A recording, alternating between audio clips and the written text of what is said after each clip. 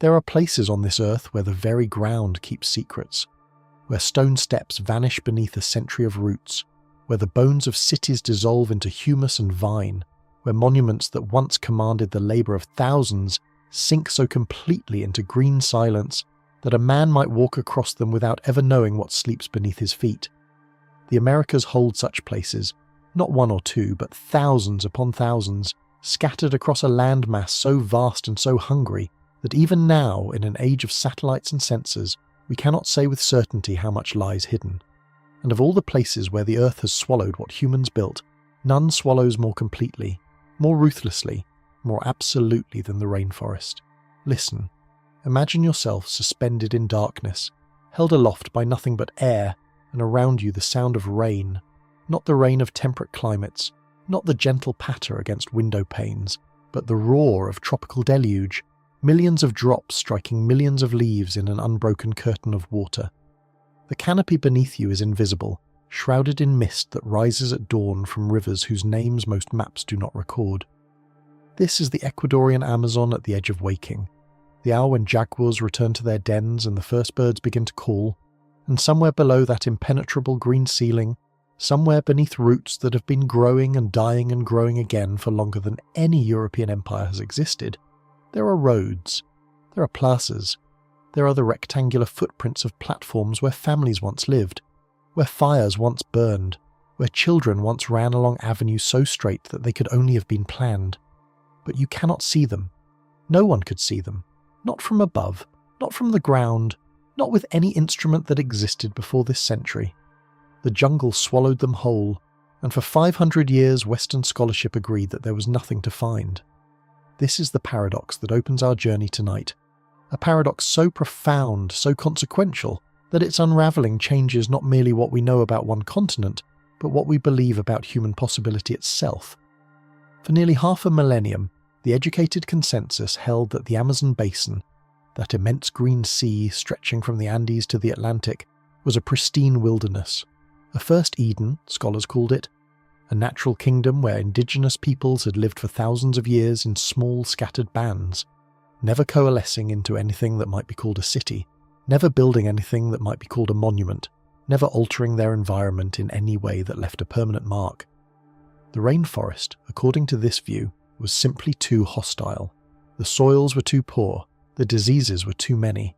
The very abundance of the canopy was a trap, all those nutrients locked in living tissue, cycling endlessly between root and leaf, leaving nothing in the ground to grow crops at scale.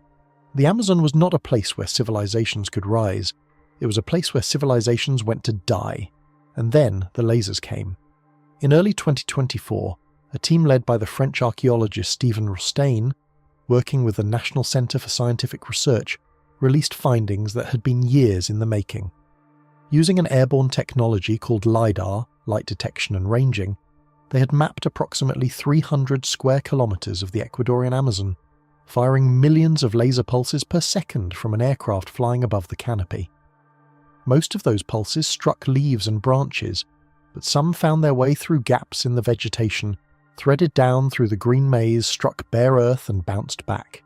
A computer then stripped away every return that came from the canopy, leaving only the ground. And when Rostaing's team looked at what the ground revealed, they found themselves staring at a ghost.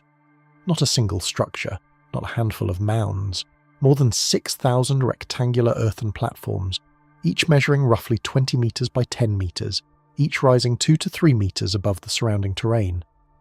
The platforms were arranged around plazas, clustered into neighbourhoods, linked by a gridwork of roads so extensive, so orderly, so unmistakably planned that the word city became unavoidable. And the dates the researchers established pushed the occupation back to at least 500 years before the Common Era, making this urban landscape more than 2,500 years old, more than 1,000 years older than any complex Amazonian society previously known. The population, Rostaing estimated, could have reached 10,000 to 30,000 people at its height. That is comparable to the population of Roman-era London. That is a city, and no one, not a single Western scholar, had known it was there. Sit with that for a moment. Let the weight of it settle. We are not speaking of some marginal revision to archaeological chronology. We are not speaking of a footnote to be added to textbooks already thick with knowledge. We are speaking of an entire chapter of human history that was erased, not by war, not by natural disaster, but by leaves, by rain, by the patient, relentless work of roots that crack stone and vines that pull down walls and microorganisms that reduce timber to soil in a single human generation. The jungle did not merely hide these cities, the jungle consumed them so thoroughly that the very idea of their existence became heresy. And this is only the beginning. Tonight, we journey across 2 continents, from the mist-wrapped valleys of Ecuador to the river terraces of Bolivia, from the geometric clearings of the Brazilian state of Acre to the limestone plateaus of Guatemala, from the white city of Honduras to the great causeways of the Maya lowlands. We will follow the beam of the laser through canopy after canopy, watching as structure after structure emerges from what the forest claimed. We will meet the scientists who fly the plains and the indigenous communities who never forgot what Western science denied. We will ask how so much could be lost and what that loss cost us, and what it means that we're only now, in this single generation, learning to see what was always there. But first we must understand the jungle itself. We must understand it not as backdrop, not as setting, but as character, as the antagonist and the guardian, the destroyer and the preserver, the living system that shapes everything that happens within its borders. Because to understand why these cities disappeared, we must understand what the rainforest does to everything it touches. The Amazon basin alone contains roughly 400 billion trees. That number is difficult to hold in the mind. Imagine every human being who has ever lived, and then multiply by 50, and you are still not close. These trees do not merely stand in place. They grow, they fall, they decompose, they give rise to new growth that climbs over their corpses. A single acre of rainforest floor may contain more species of beetle than exist in all of Europe. The soil beneath that floor is, paradoxically, among the least fertile on the planet, a thin skin of nutrients cycling so rapidly through living tissue that almost nothing accumulates in the ground itself. When a leaf falls, it is consumed within weeks. When a tree collapses, it is digested within years. This is the furnace of decomposition, running always, running everywhere, erasing the distinction between the living and the dead so quickly that the very concept of permanence becomes foreign. Now imagine building a house in this furnace. Imagine cutting timber that will rot before your grandchildren are grown. Imagine raising earthen walls that the rain will dissolve, raising thatched roofs that the insects will devour, clearing fields that the forest will reclaim within a decade if you cease to tend them. Imagine doing all of this not for a single family, not for a single village, but for a city of 10,000 souls, and maintaining it not for a generation but for 11 centuries. Imagine the labour required. Imagine the planning. Imagine the social organisation necessary to coordinate such effort, to feed such numbers, to govern such complexity. And then imagine walking away, and imagine the forest closing behind you like water closing over a stone, and imagine the centuries passing one after another until the very memory of what you built becomes legend, becomes myth, becomes nothing. This is what happened in the Upano Valley. This is what happened across the Amazon. This is what happened, we now suspect, in places so numerous that no survey has yet been able to count them. But the jungle is not merely a force of erasure. It is also, in its strange and terrible way, a force of preservation.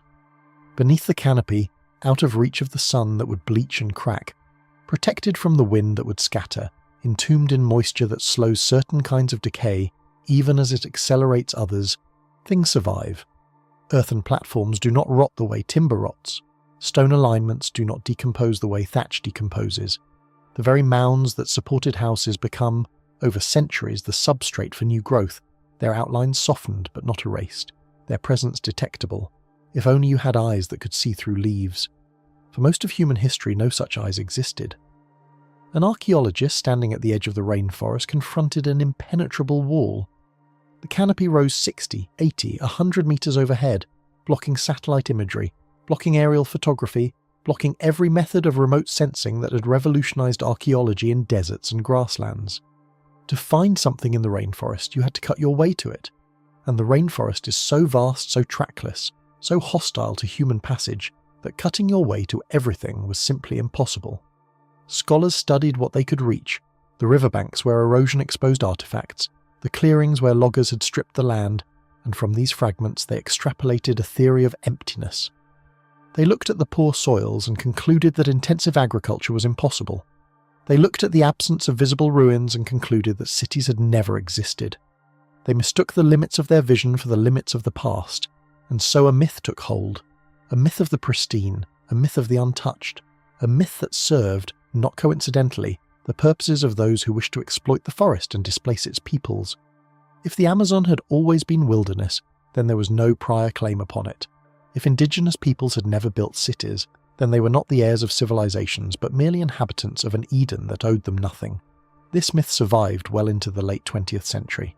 As recently as 1991, on the 500th anniversary of Columbus's landfall, the Smithsonian botanist Stanwin Shetler could describe the Amazon as the first Eden, a pristine natural kingdom. Scholars in the past quarter century have shown that this mythical image of untouched nature is just that, a myth. But the showing has been slow, contentious, bitterly resisted by those whose careers were built on the assumption of emptiness. And even now, even after the LiDAR revelations, the full scale of what was lost remains contested, uncertain, shrouded in the same mist that shrouds the canopy at dawn. Let us go back further. Let us go back to the moment when the myth began. In 1540, a Spanish expedition departed Quito, descending the eastern slopes of the Andes into the lowland jungles that stretched toward a river no European had ever seen. The expedition was led by Gonzalo Pizarro, brother of the conqueror of Peru, and among its members was a Dominican friar named Gaspar de Carvajal, who had been assigned as chaplain and who kept a detailed account of everything he witnessed. The expedition was searching for La Canela, the land of cinnamon, a rumoured source of the valuable spice that had drawn Columbus himself across the Atlantic. What they found instead was something far more unexpected. After months of hardship, having lost most of their provisions and hundreds of their indigenous porters, a splinter group under Francisco de Orellana broke away and followed the current of the Napo River, eventually reaching the main channel of the Amazon. They would become the first Europeans to traverse the full length of that immense waterway, arriving at the Atlantic in August of 1542. And Carvajal, who accompanied Orellana, wrote down what he saw. His account, the Relación del Nuevo Descubrimiento del Famoso Rio Grande, is one of the most extraordinary documents in the history of American exploration. Page after page, Carvajal describes what scholars would later insist could not have existed. He describes vast settlements along the riverbanks, some stretching for leagues without interruption. He describes roads leading inland from the shore, suggesting networks of habitation extending far beyond the river's edge. He describes dense populations, organised resistance, an abundance of food and craft goods that implied agricultural and economic systems of considerable sophistication. He describes, in short, a landscape shaped by human hands, not a pristine wilderness, but a civilized domain, and he was not believed. For 400 years, Carvajal's testimony was dismissed as fantasy, exaggeration, fever dream. The friar, it was said, had invented marvels to impress patrons back in Spain. The friar had seen a few villages and inflated them into cities. The friar had confused temporary fishing camps for permanent settlements.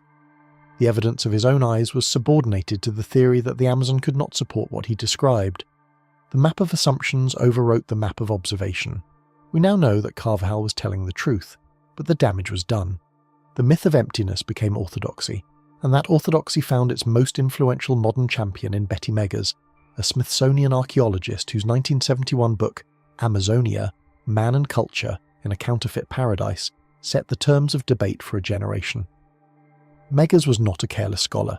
She was a serious scientist who had spent years in the field, collecting soil samples, studying settlement patterns, developing a theoretical framework for understanding human adaptation to the rainforest environment. Her conclusion was stark. The Amazon's luxurious vegetation concealed significant limitations for human exploitation. The soils were impoverished. The nutrients cycled too quickly through living tissue. Intensive agriculture was impossible over the long term. Indigenous populations had therefore remained small, dispersed, and socially simple. The pre-Columbian Amazon, in Meggers's view, was pristine, little altered by humans. This framework dominated mid-20th century scholarship. It rendered indigenous achievement invisible. It positioned colonial accounts as mere fantasy rather than ethnographic evidence. It placed a ceiling on what scholars were willing to imagine and that ceiling determined what they were willing to look for. Why search for cities in a place where cities were theoretically impossible? Why cut your way through miles of jungle seeking ruins that could not exist? And so the cities slept on. The platforms beneath the canopy remained platforms beneath the canopy. The roads that connected them remained buried under centuries of growth. The soils, the remarkable, improbable, entirely human-made soils called terra preta, which we will explore later in this journey, were noticed occasionally, puzzled over briefly, and then set aside as curiosities rather than evidence of transformation at scale. The map remained wrong. The continent remained misread. It is difficult, standing in the present, to appreciate how thoroughly this misreading shaped not just scholarship but policy, not just intellectual history but political economy. If the Amazon had always been empty, then extracting its resources displaced no one of consequence.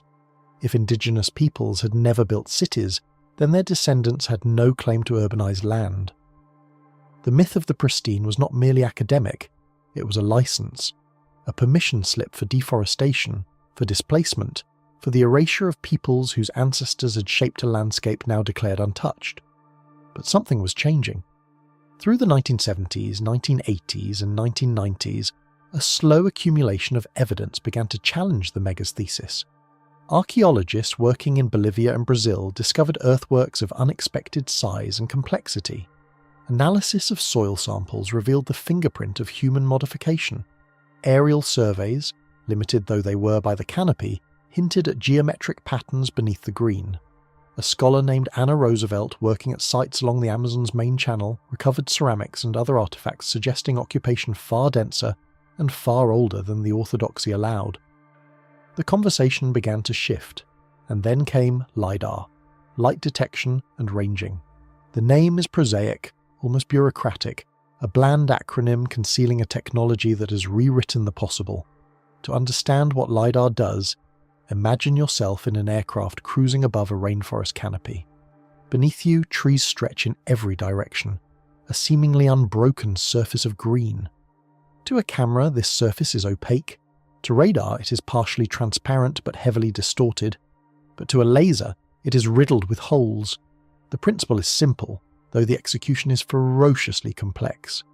A LiDAR sensor mounted on the aircraft emits pulses of laser light, not continuously, but in discrete bursts, millions of them per second. Each pulse travels downward at the speed of light, strikes something, and reflects back. A sensor records the time between emission and return. From that time, knowing the speed of light, a computer calculates distance with extraordinary precision. Distance equals the speed of light multiplied by the time of flight, divided by 2 to account for the round trip. Now here is the key. When a laser pulse strikes a leaf, some of its energy reflects back, but some continues onward. When it strikes another leaf below, some reflects, some continues. Eventually, if the gaps align, a portion of the original pulse reaches the ground, bounces back, and arrives at the sensor fractionally later than the canopy returns. Modern LiDAR systems are designed to detect these multiple returns from a single pulse. They can distinguish the return from the first leaf struck, the return from the second, the return from a branch, the return from the understory, and finally, crucially, the return from bare earth. What this means is that a LiDAR survey of a rainforest produces two maps. One map shows the canopy, the visible surface, the green ceiling. The other map, created by filtering out everything except the ground returns, shows what lies beneath. And when archaeologists first saw what lay beneath the canopy of sites across the Americas, they understood that everything they thought they knew was wrong. In the Apano Valley of Ecuador, beneath a canopy that had concealed them for more than 1,000 years, more than 6,000 rectangular earthen platforms emerged from the data, plaza structures, mounds, and connecting them, an extensive gridwork of straight roadways and footpaths, laid out with a precision that could only have been deliberate, planned, imposed upon the landscape by minds capable of envisioning a city before the first shovel broke the earth. The platforms measured roughly 20 meters by 10 meters. They rose 2 to 3 meters above the surrounding terrain. They were arranged not randomly but in clusters, neighborhoods, districts, the unmistakable signature of urban organization. And the dates established by excavation pushed the occupation back to approximately 500 BCE. continuing until around 600 CE, 1100 years of continuous habitation. More than 2500 years since the first platforms were raised. This was not the only discovery. In the Brazilian state of Acre, where deforestation had begun to expose strange markings on the ground in the late 1970s, LiDAR surveys combined with satellite imagery revealed a remarkable landscape of geometric earthworks.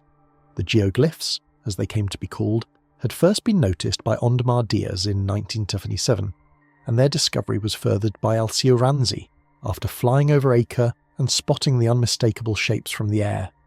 Circles, squares, connected lines, structures dating between approximately 1 and 1250 CE, structures that had no obvious practical function, structures that seemed to speak of ritual, of cosmology, of a relationship to the land that went far beyond subsistence.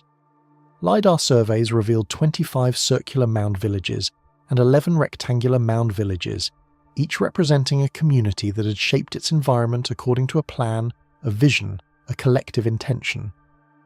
And in Honduras, in the densely forested region known as the Mosquitia, a 2012 airborne LiDAR survey penetrated layers of untouched rainforest to reveal what the locals had called Ciudad Blanca, the White City.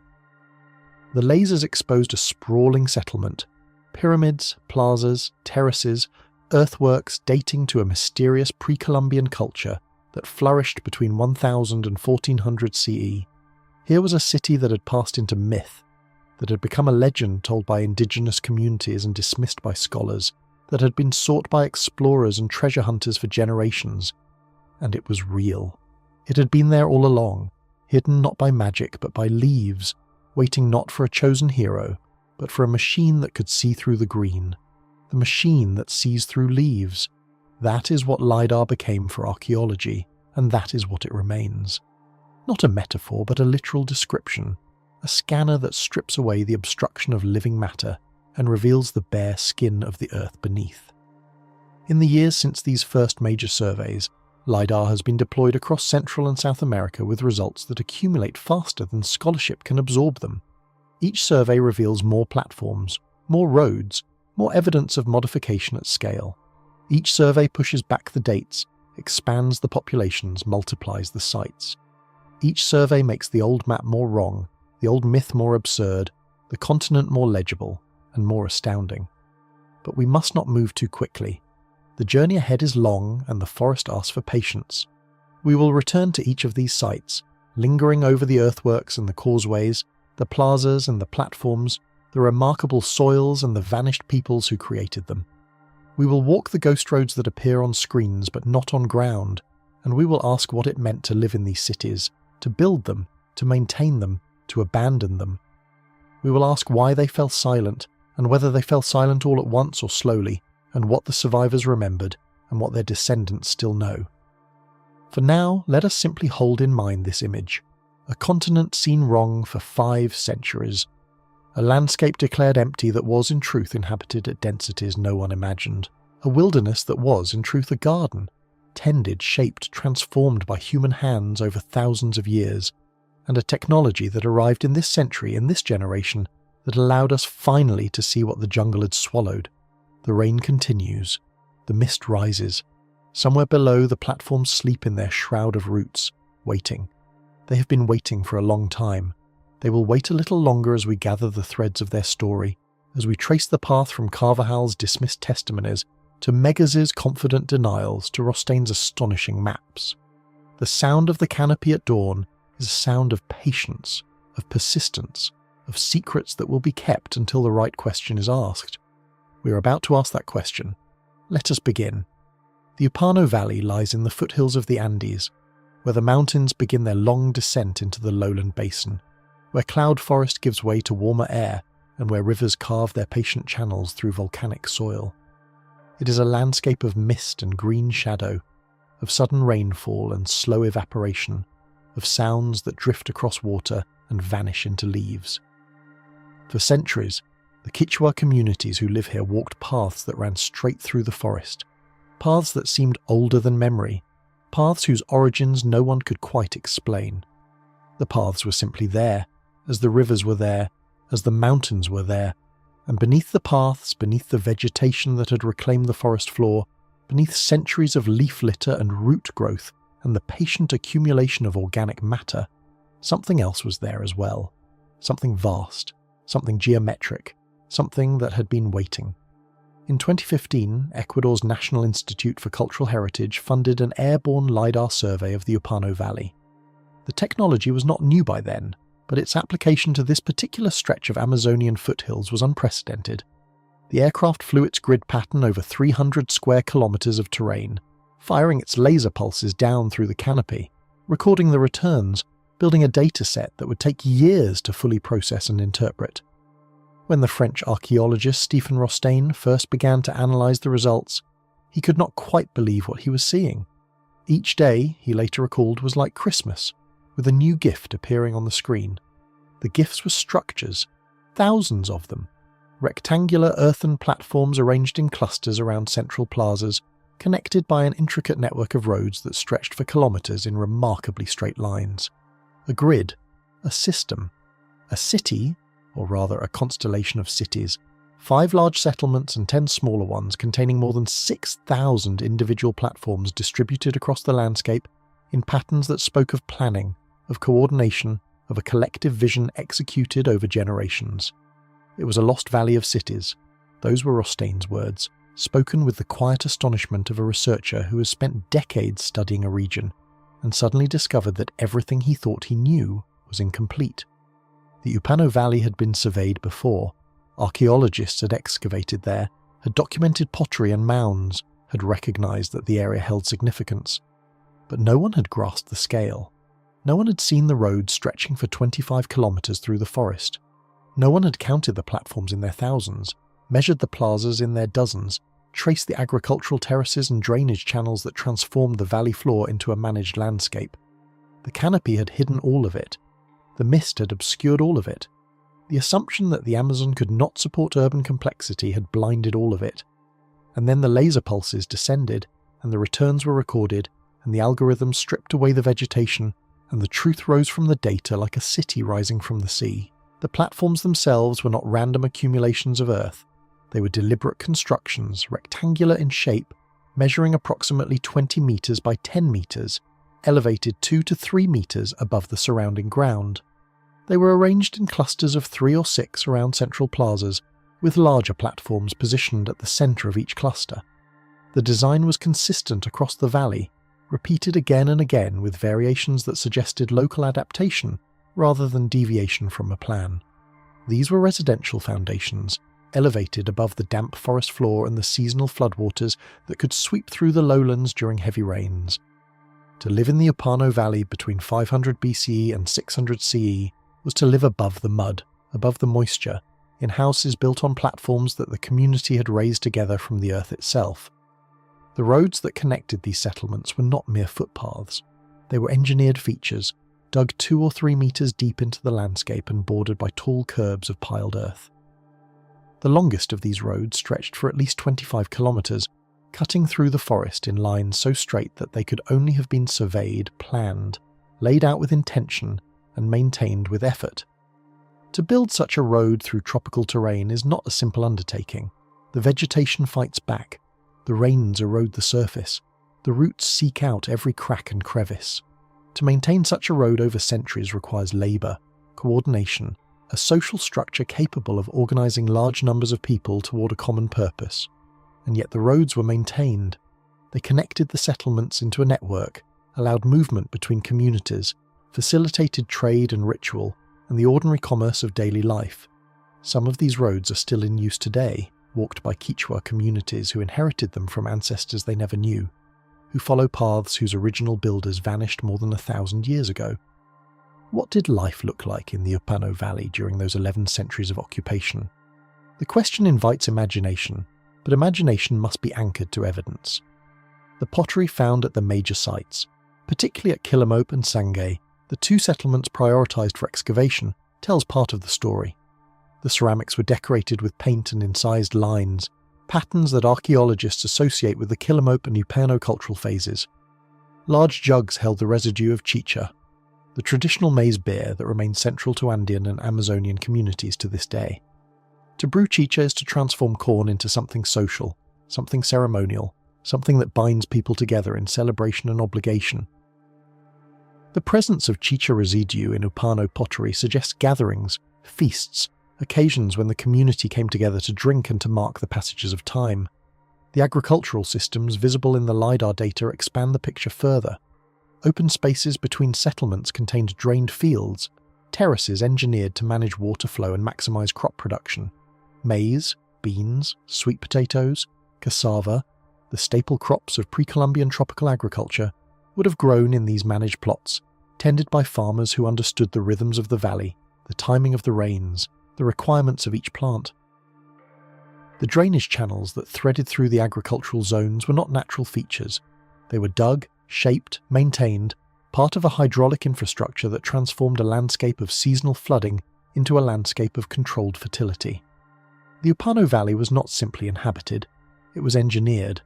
It was a garden on a scale that rivals the modifications achieved by other ancient civilizations, including the classic Maya, whose cities rose thousands of kilometers to the north. The comparison to Maya civilization is not casual. When researchers examined the core area of Quilimop, they found that it covered an area comparable in size to the Giza Plateau in Egypt. The platforms, the plazas, the roads, the terraces, all of it concentrated in a zone that would have required generations to build and generations more to maintain. Population estimates for the Upano Valley network range from 15,000 to 30,000 people, numbers that seem modest by the standards of Old World cities, but that represent densities far beyond what the old myth of Amazonian emptiness would have allowed. 15,000 people, 30,000 people, living in organized settlements, drinking chicha at communal gatherings, walking roads that stretched for kilometers through the cloud forest, building their homes on platforms raised above the floodline, cultivating terraced fields and managing drainage systems and transforming the valley into a landscape of productivity and order. And then they stopped.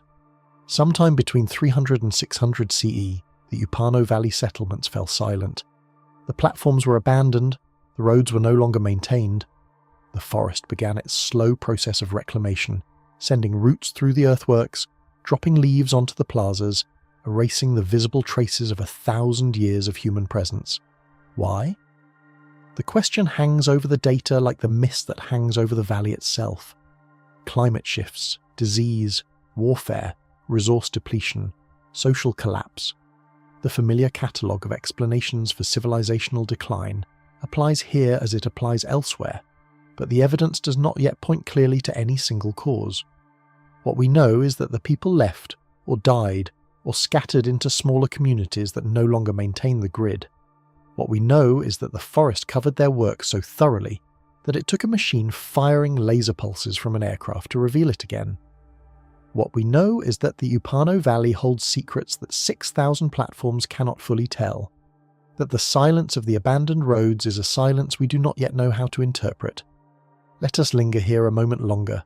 Let us stand in imagination on one of those elevated platforms as the mist rises from the valley floor. The air is warm and damp.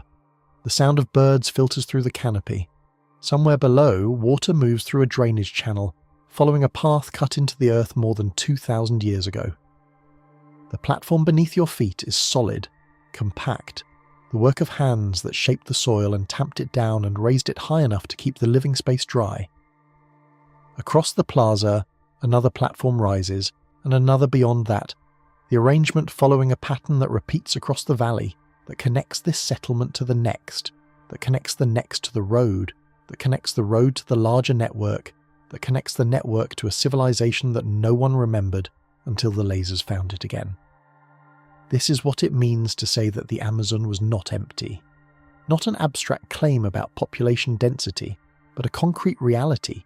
People lived here. They built here.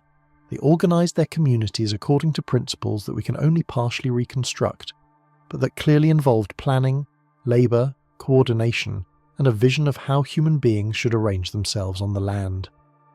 The Upano Valley was not a wilderness penetrated by scattered bands of foragers.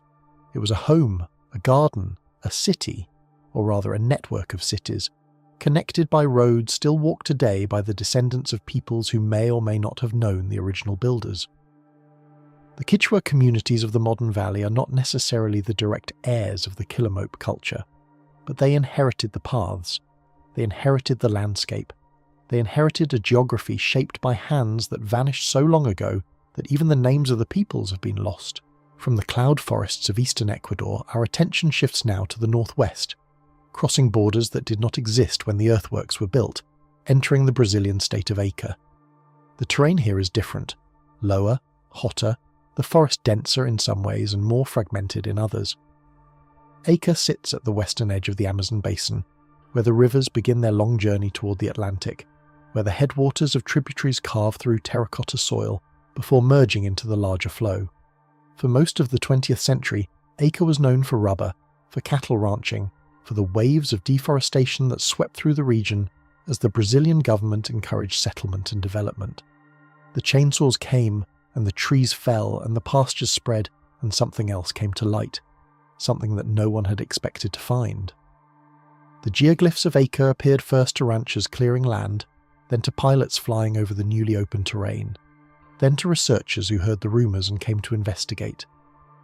In 2002, the Finnish archaeologist Martti Persinen and the Brazilian researcher Altair Ranci formed an international team to study what was emerging from the deforested landscape. What they found defied easy explanation. Massive geometric earthworks, circles, squares, U-shapes, ellipses, octagons, carved into the soil in patterns that could only be fully appreciated from above. The ditches that formed these shapes measured up to 11 metres wide and 4 metres deep. The diameters of the enclosed areas range from 50 metres to 350 metres. There were hundreds of them. Eventually, more than 450 prehistoric earthwork sites would be identified across approximately 13,000 square kilometres of Acre, each one a deliberate modification of the landscape, each one a monument to intentions that we cannot fully recover. The dates clustered between approximately 1,000 and 2,000 years ago, during what archaeologists call the Amazonian formative period, though some geoglyphs show evidence of use as recently as the 13th century CE and occasional reuse into the 19th century. The construction was not a single event, but a tradition, a practice that communities maintained and renewed over generations. The question that the geoglyphs pose is not whether they were built. The ditches are unmistakable, the geometric precision undeniable. But why? What were they for? The obvious guesses, defensive fortifications, water management systems, agricultural enclosures, do not fit the evidence. The ditches are too wide and deep to be practical barriers.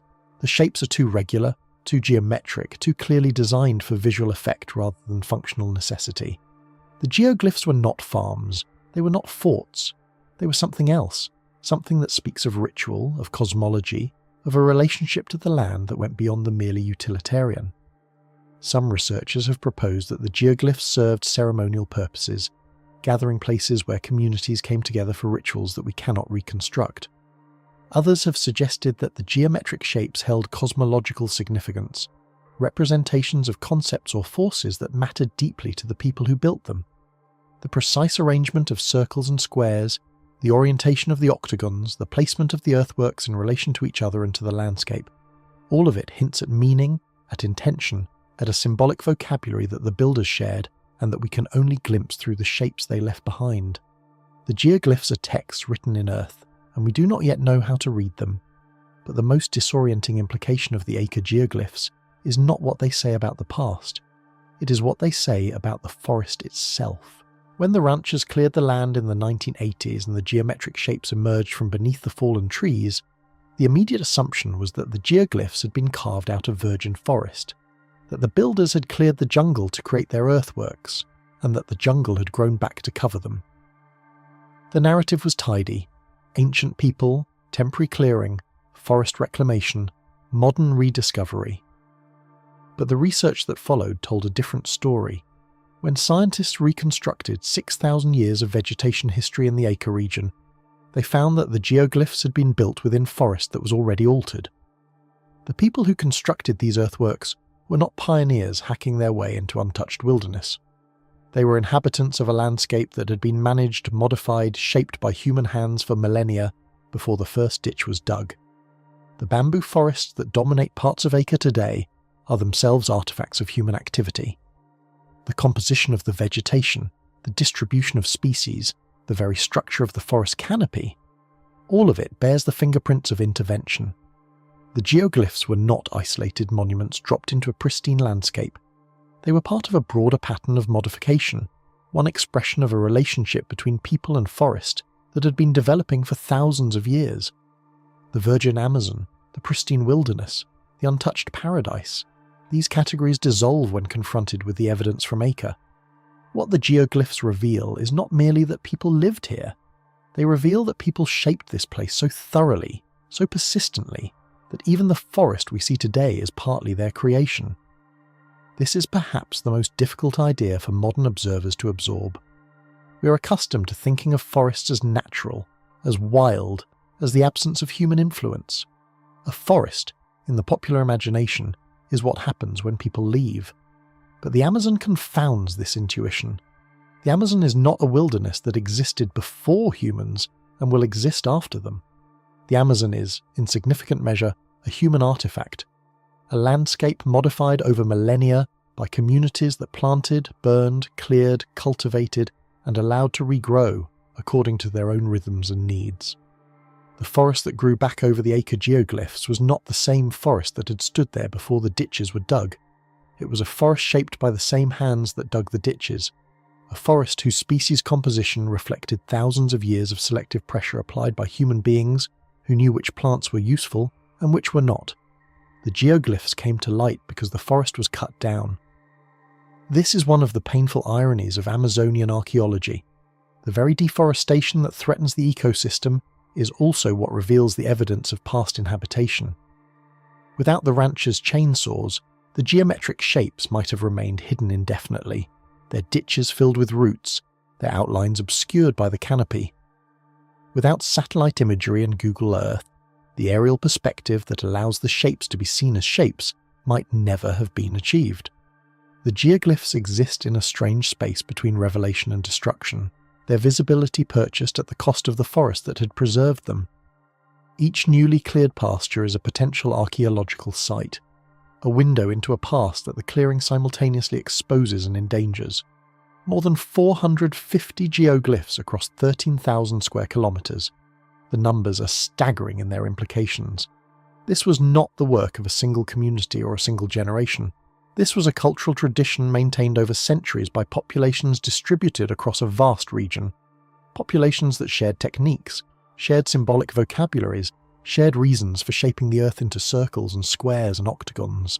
The geoglyphs speak of connection, of communication, of networks that linked communities separated by considerable distances. They speak of labour organised on a scale that requires social structures capable of mobilising many hands toward a common purpose. They speak of persistence, of commitment, of the transmission of knowledge from one generation to the next. And they speak of something else as well, ambition. The geoglyphs were not necessary for survival. They did not produce food. They did not provide shelter. They did not defend against enemies in any practical sense. They were, by any utilitarian measure, a luxury, a tremendous expenditure of effort directed toward purposes that transcended the immediate needs of subsistence. This is what separates a civilization from a band of survivors, the willingness to build monuments, to invest labour in projects whose returns are symbolic rather than material, to reshape the landscape according to a vision that cannot be reduced to calories or defence. The peoples of Acre were not merely living in the forest. They were making a statement, leaving a mark, inscribing their presence on the land in shapes so large that only the gods, or the pilots of airplanes, could see them whole. The mist continues to drift through the Upano Valley. The geoglyphs of Acre continue to emerge from each new clearing. The data accumulates, the interpretations multiply, and the old story of the empty Amazon continues to crumble under the weight of evidence that will not stop appearing. We have only begun to trace the outlines of what was lost, to count the platforms and measure the ditches and reconstruct the lives of peoples whose names we do not know. The continent that was declared primitive, empty, incapable of producing urban complexity, now reveals itself as a gallery of monuments, a network of cities, a garden that stretched for thousands of kilometres through terrain that the colonizers declared wilderness because they could not see what was actually there. The rain falls on the platforms of the Upano Valley. The sun beats down on the exposed geoglyphs of Acre. Somewhere between them, in forests still uncleared and unsurveyed, other structures wait. Other roads, other shapes, other evidence of the civilization that the jungle swallowed and that the machines are only now beginning to find. The journey continues, the questions multiply, and the forest, that great keeper of secrets, holds its silence a little longer, but only a little longer, as the lasers prepare to fire again. And so we pause. We pause in this moment between revelations, between the geometric shapes carved into the earth of Acre and the cities still waiting to be found in forests not yet surveyed. We pause because before we can understand how the cities were fed, before we can comprehend how tens of thousands of people sustained themselves in a landscape that European science declared hostile to human density, we must first understand something about dirt, about the ground beneath the platforms, about the black soil that the early colonizers noticed but never truly questioned, the soil that the indigenous peoples had been cultivating for millennia before anyone thought to ask them how. Terra Preta do Indio, the dark earth of the Indians. It is perhaps the quietest of the Amazon's revolutions, the least dramatic when set beside the enormous geoglyphs or the grid cities emerging from beneath the canopy. It does not photograph well from the air. It does not announce itself with dramatic earthworks or monumental architecture. It is simply dirt, but dirt of a particular kind, dirt that should not exist according to everything that tropical soil science predicted, dirt that rewrites the relationship between the Amazon and human civilization in ways that are still being absorbed. To understand Terra Preta is to understand first what it replaced. The soils of the Amazon basin are, by conventional agricultural standards, remarkably poor.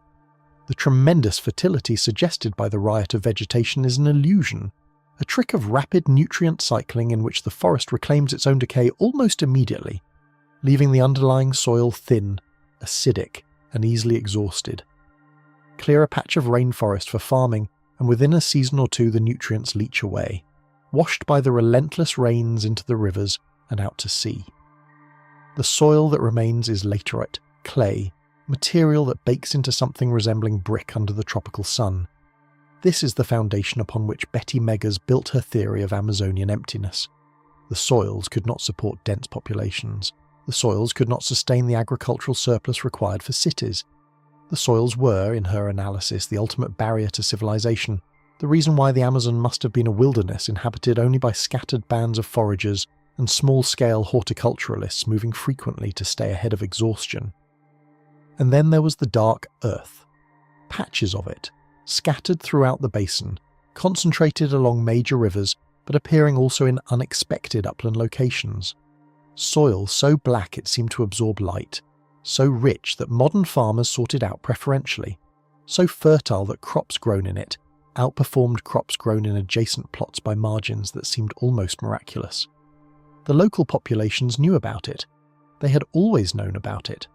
They called it Terra Preta, and they cultivated it, and they understood that it was somehow different from the pale laterite that surrounded it. But for decades, soil scientists and archaeologists treated it as a curiosity, a natural anomaly, perhaps the result of ancient volcanic activity or some unusual geological formation.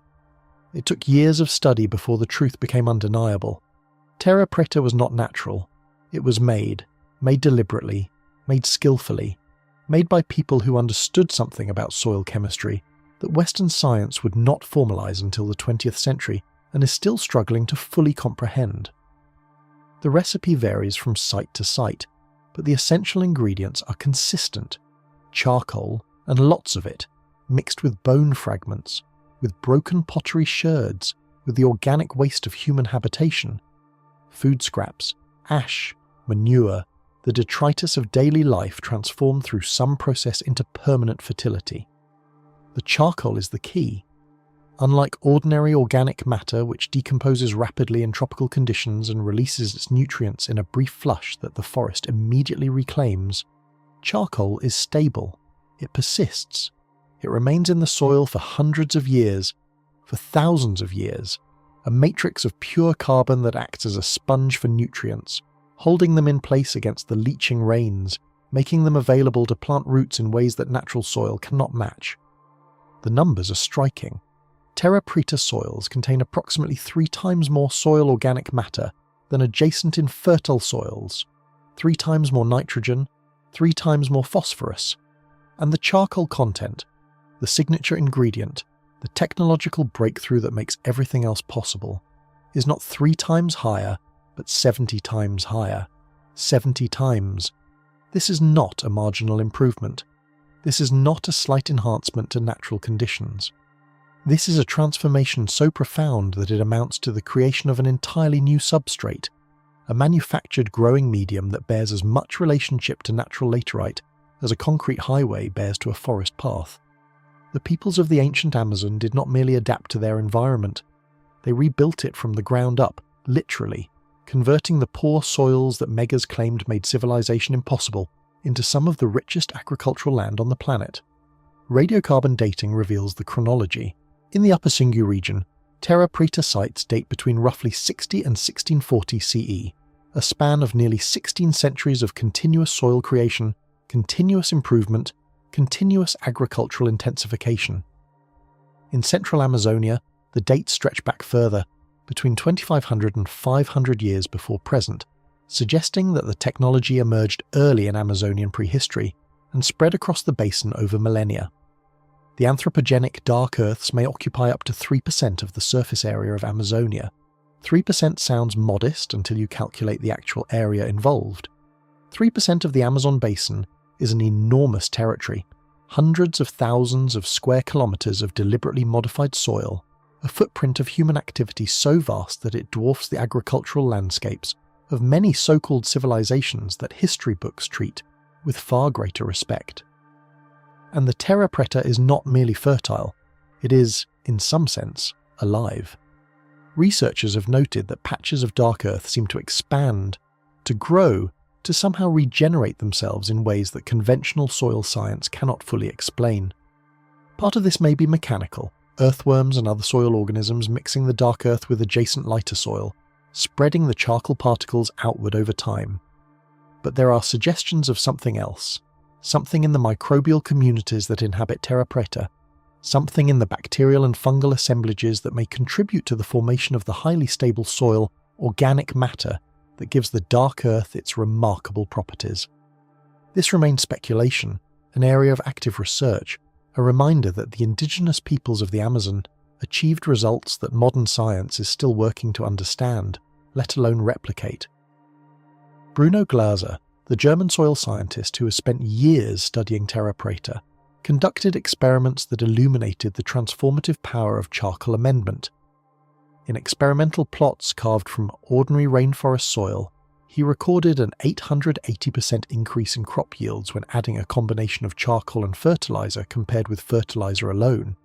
880%, nearly 9 times the production from the same plot of land, the same amount of water, the same tropical sun. The charcoal does not provide nutrients directly.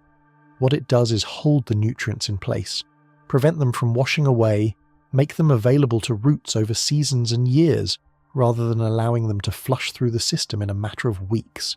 It is a technology of retention, of accumulation, of building lasting fertility in a landscape that naturally favours rapid loss.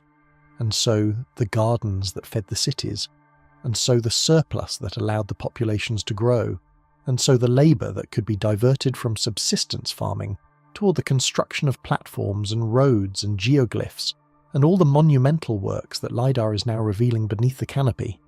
Terra Preta is the foundation, the precondition, the answer to the question that Megas never thought to ask. Not whether civilization was possible in the Amazon, but how. How did they do it? How did they sustain the tens of thousands of Tupano, the populations that built the geoglyphs of Acre, the communities that we are about to encounter in the Upper Singu? The answer lies in the dark earth beneath their feet, the manufactured soil that turned a challenging environment into a garden, a barrier into an opportunity, a supposed wilderness into one of the most intensively managed landscapes on the planet. The rain falls on the Terra Preta. It has fallen for centuries, for millennia, and the charcoal has held its ground, has kept its nutrients, has continued to support the forest that regrew after the cities were abandoned. The dark patches remain visible in road cuts and riverbanks, in the walls of excavation trenches, in the gardens of modern farmers who recognize a good thing when their machetes strike black soil instead of pale clay. The ancient peoples are gone, but their gift remains, still fertile, still productive, still testifying to a sophistication that the textbooks never acknowledged. The Amazon was not a barrier to civilization, it was a garden, and the gardeners knew exactly what they were doing. From the quiet miracle of the dark earth, we turn now northward and westward, deeper into the Brazilian interior, toward the upper reaches of the Xingu River, and a site complex that takes everything we have learned so far and amplifies it into something approaching an urban landscape. Cuicugu. The name itself belongs to the Kwikuro people who still inhabit this region, who still tend their gardens within the boundaries of the Xingu Indigenous Park, who still carry in their oral traditions the memories of what came before. This is not a dead site. This is not a civilization entirely vanished. This is a landscape where the past and the present coexist, where the descendants of the builders still walk the roads their ancestors laid out, where archaeology becomes not merely excavation, but conversation.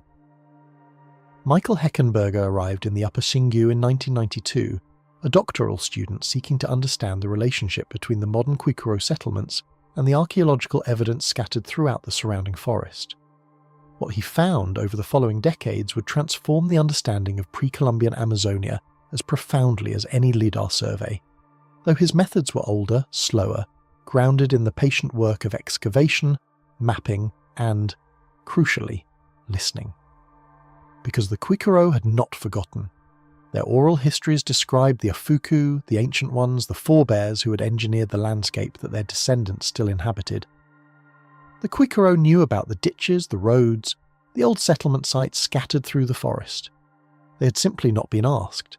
The site of Cuicugu itself sits at the centre of a much larger complex, 20 towns and villages distributed across approximately 20,000 square kilometres of the Upper Xingu Basin.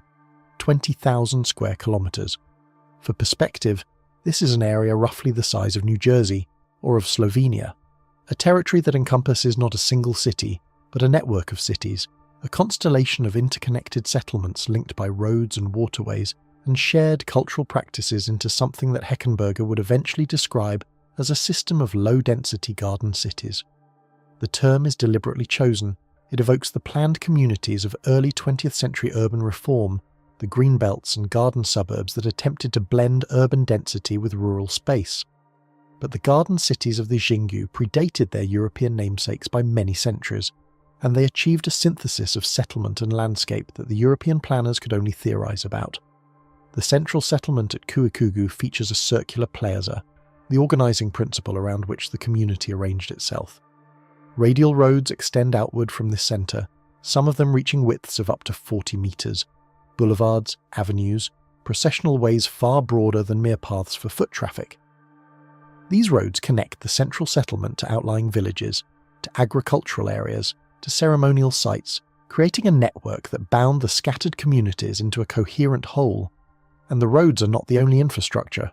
Defensive ditches surround the major settlements, trenches 2 to 3 meters deep and over 10 meters wide, substantial earthworks that would have required considerable labor to excavate, and that suggest a concern for defense, for boundaries, for the definition of protected space within the larger landscape.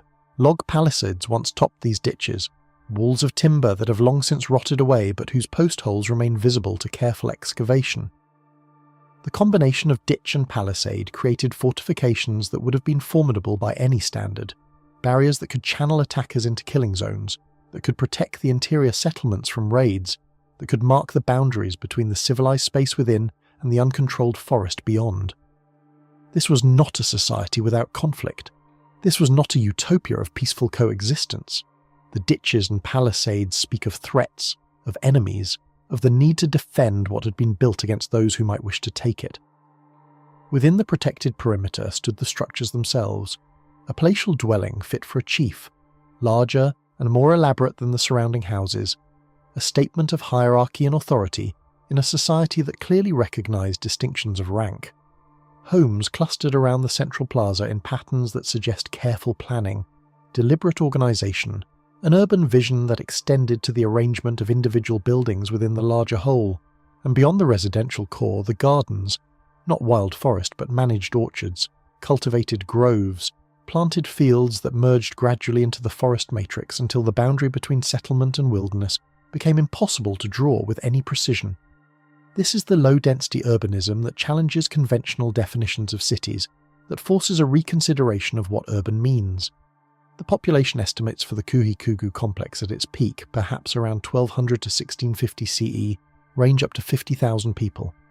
50,000 people, distributed across 20,000 square kilometres, living not in a single concentrated mass, but in a network of interconnected settlements, each with its own identity, its own leadership, its own gardens and defensive works, yet bound together by roads, by trade, by shared cultural practices, by the marriages and alliances and rivalries that connect any human population distributed across a shared landscape.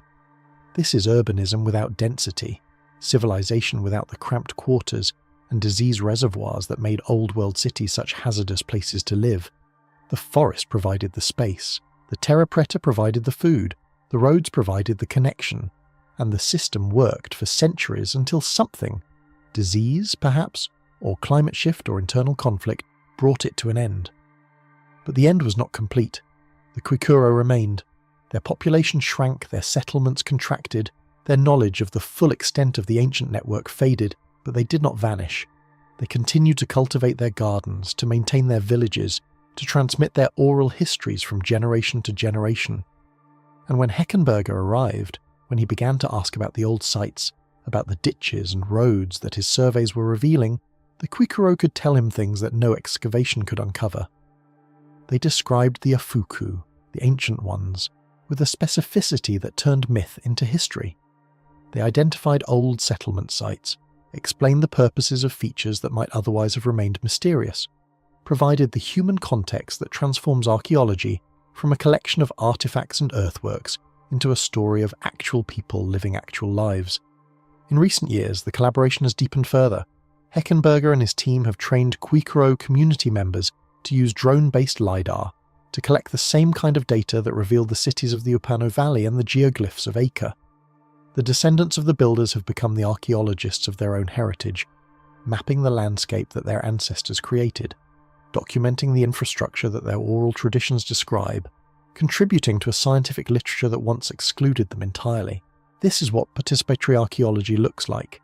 This is what happens when researchers recognise that the communities living within archaeological landscapes are not obstacles to research, but partners in it, holders of knowledge that cannot be recovered from any stratigraphy, any radiocarbon date, any technological survey. The Kwikuro oral histories describe earthworks engineered by the ancient ones. They describe fortified villages, road networks, a designed landscape that the Kwikuro understood long before the archaeologists confirmed it. The knowledge was there, preserved in memory, waiting for someone to take it seriously. For too long, indigenous oral traditions were dismissed as myth, as legend, as unreliable testimony that could not compete with the scientific methods of Western archaeology.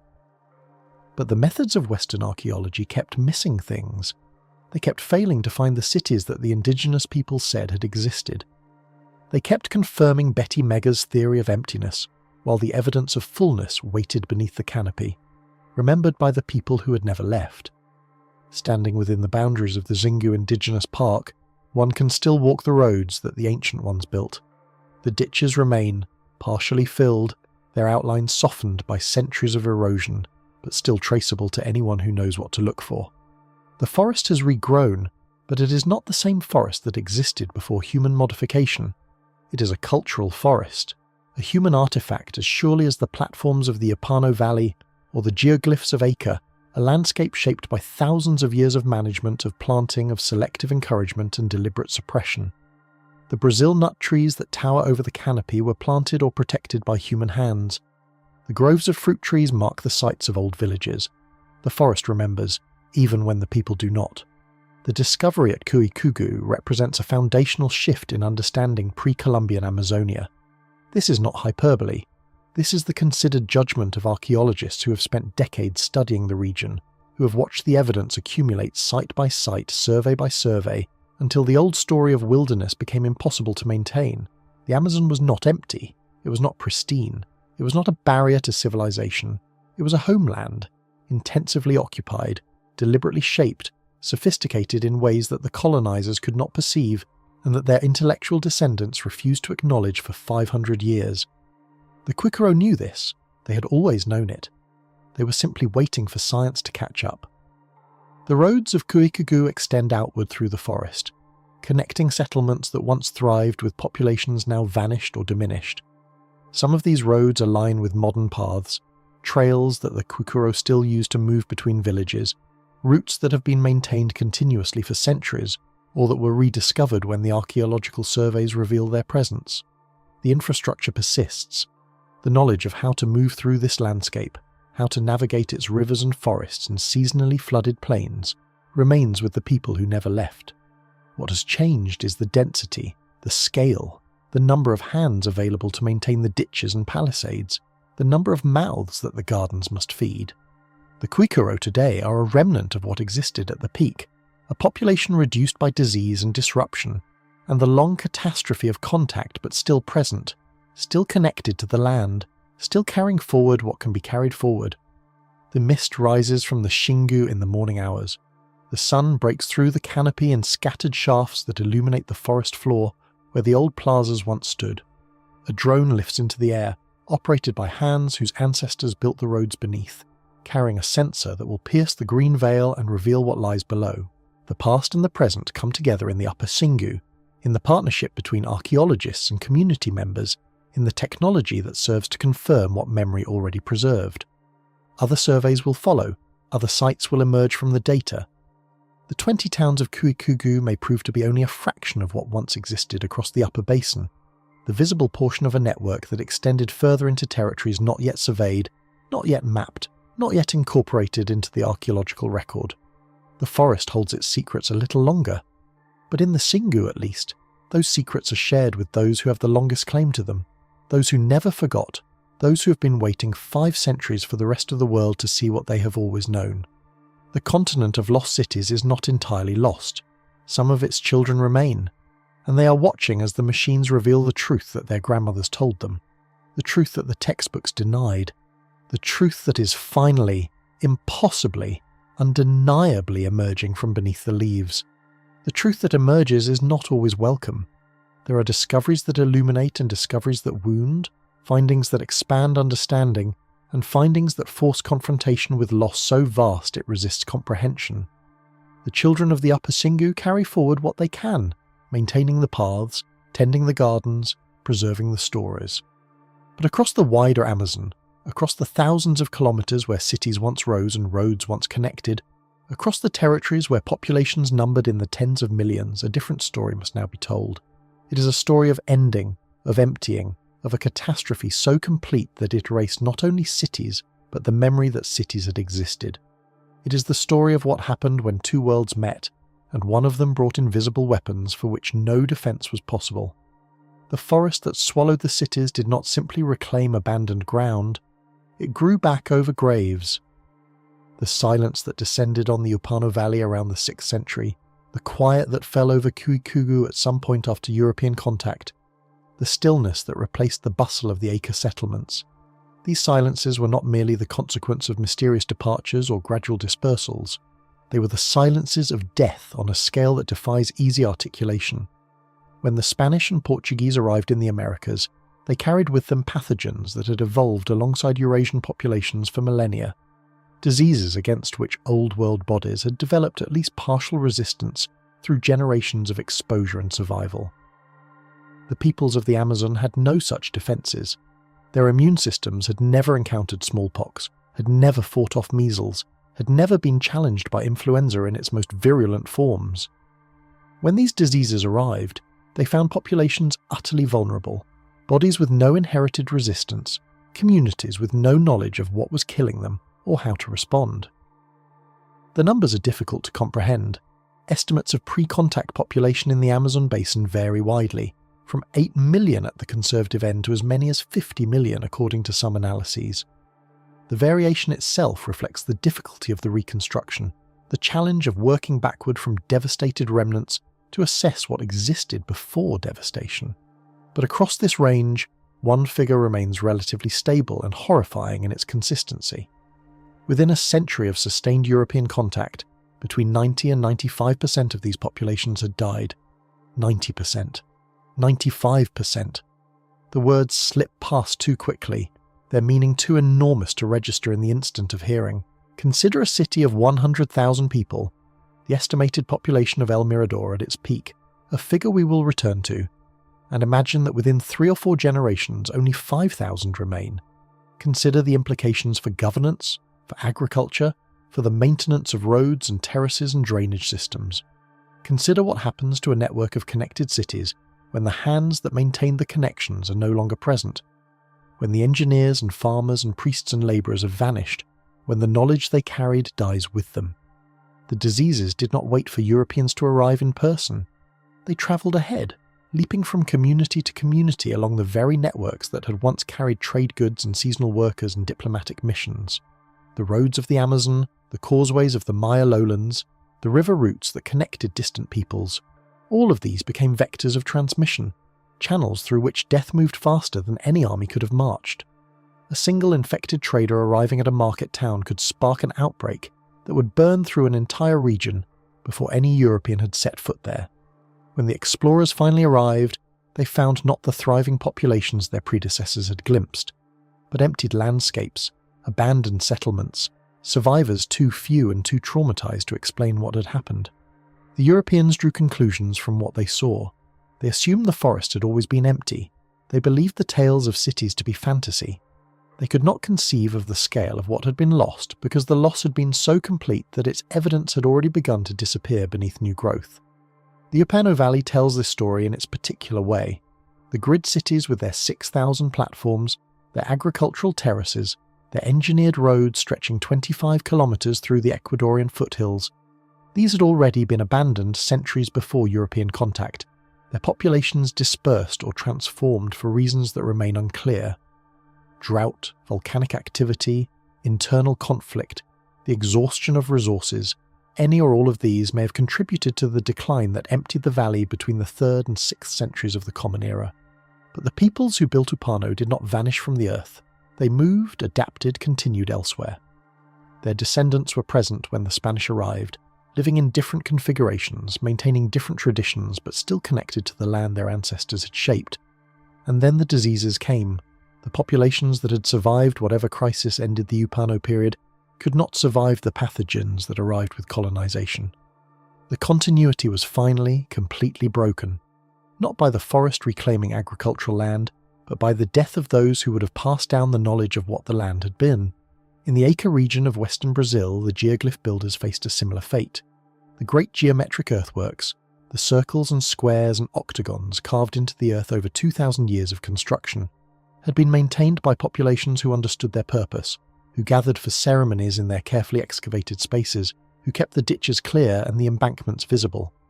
When these populations collapsed, when 90% of those who remembered the meanings of the shapes had died, the maintenance ceased.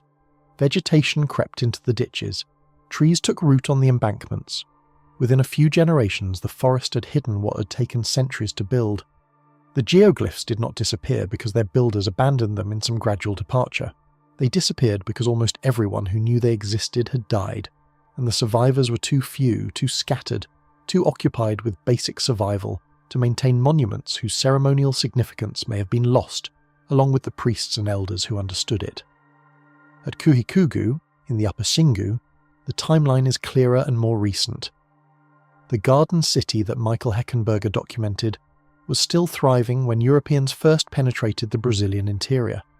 The population of 50,000, the 20 interconnected towns, the roads 40 metres wide, the defensive ditches and palisades, all of this existed within living memory of the earliest sustained contact. And then, within decades, it was reduced to remnants. The Kwikuro who survive today are the descendants of those who somehow lived through the waves of epidemic disease, who rebuilt communities from fragments, who maintained what continuity they could in the face of losses that no society is designed to withstand. When the Kwikuro elders speak of the Afuku, the ancient ones, they are speaking not of people separated from them by millennia, but of great-grandparents and their contemporaries, of a world that existed just a few generations ago and was destroyed with a swiftness that makes the centuries of Upano seem almost gentle by comparison. The forest, indifferent to human tragedy, did what forests do. It grew. The terra preta soils, enriched by centuries of human occupation, supported vigorous new growth. The clearings filled in, the roads were overgrown, the defensive ditches became stream beds, or simply depressions in the terrain, barely visible unless you knew what to look for. The timber-framed houses rotted and collapsed, their posts returning to the earth, their palm-thatch roofs dissolving into soil. Within a century of abandonment, a city could become invisible. Within 2 centuries, it could become a forest indistinguishable from any other, except to those who remembered or to instruments that could see through the canopy to the ground below. This is why the cities were lost. This is why a continent with populations comparable to Europe's at the same period came to be characterized as wilderness, as pristine, as empty of human presence. The erasure was not gradual. It was catastrophic and nearly total.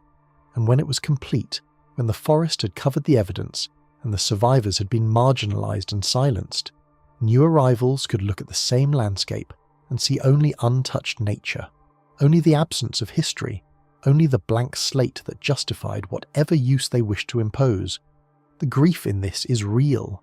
It is not merely academic, not merely a matter of correcting scholarly error.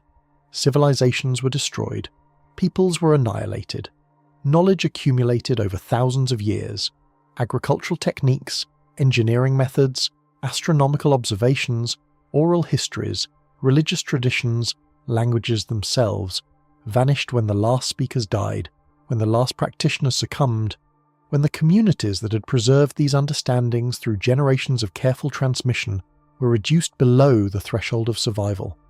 The terra preta soils remain, their enriched chemistry a testament to ingenuity that might have transformed global agriculture if contact had happened differently.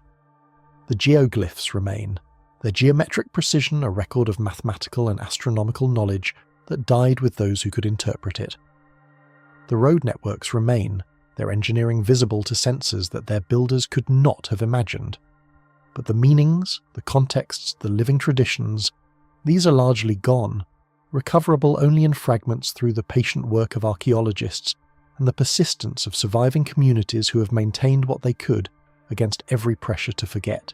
And now the journey turns northward and westward, away from the Amazon basin and its silenced cities, toward another landscape where civilizations rose and fell, where forests swallowed monuments, where the scale of what was hidden remained unknown until machines revealed it. The crossing is not merely geographic, it is a crossing between related but distinct cultural zones, between South American traditions that produced the grid cities of Upano and the garden metropolises of Kuhikugu and the geometric earthworks of Acre, and Mesoamerican traditions that produced something different in kind but no less astonishing in scale. We move across the isthmus that joins the continents, across the land bridge that allowed peoples and ideas and technologies to flow between regions, and we descend into another forest where another set of cities waited to be found. The Petén lowlands of northern Guatemala occupy a terrain that seems designed to defeat exploration. Dense subtropical forest covers a limestone-cast landscape riddled with sinkholes and seasonal wetlands. The canopy is thick enough to obscure the ground from aerial observation, tangled enough to make foot travel exhausting and slow. Rivers flow through the forest, but they do not offer easy navigation.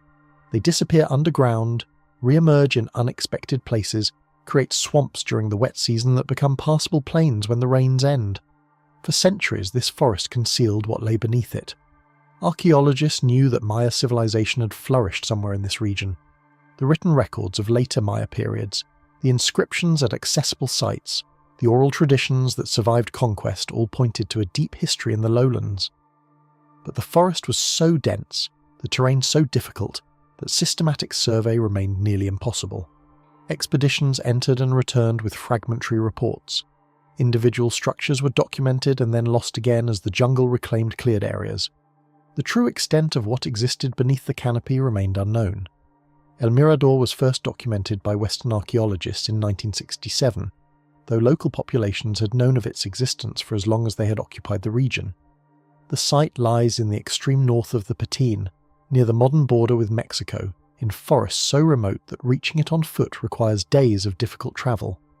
Early visitors recognized that the mounds they encountered were not natural formations, that the hills rising above the forest floor were constructed, that the sheer scale of the structures indicated something significant.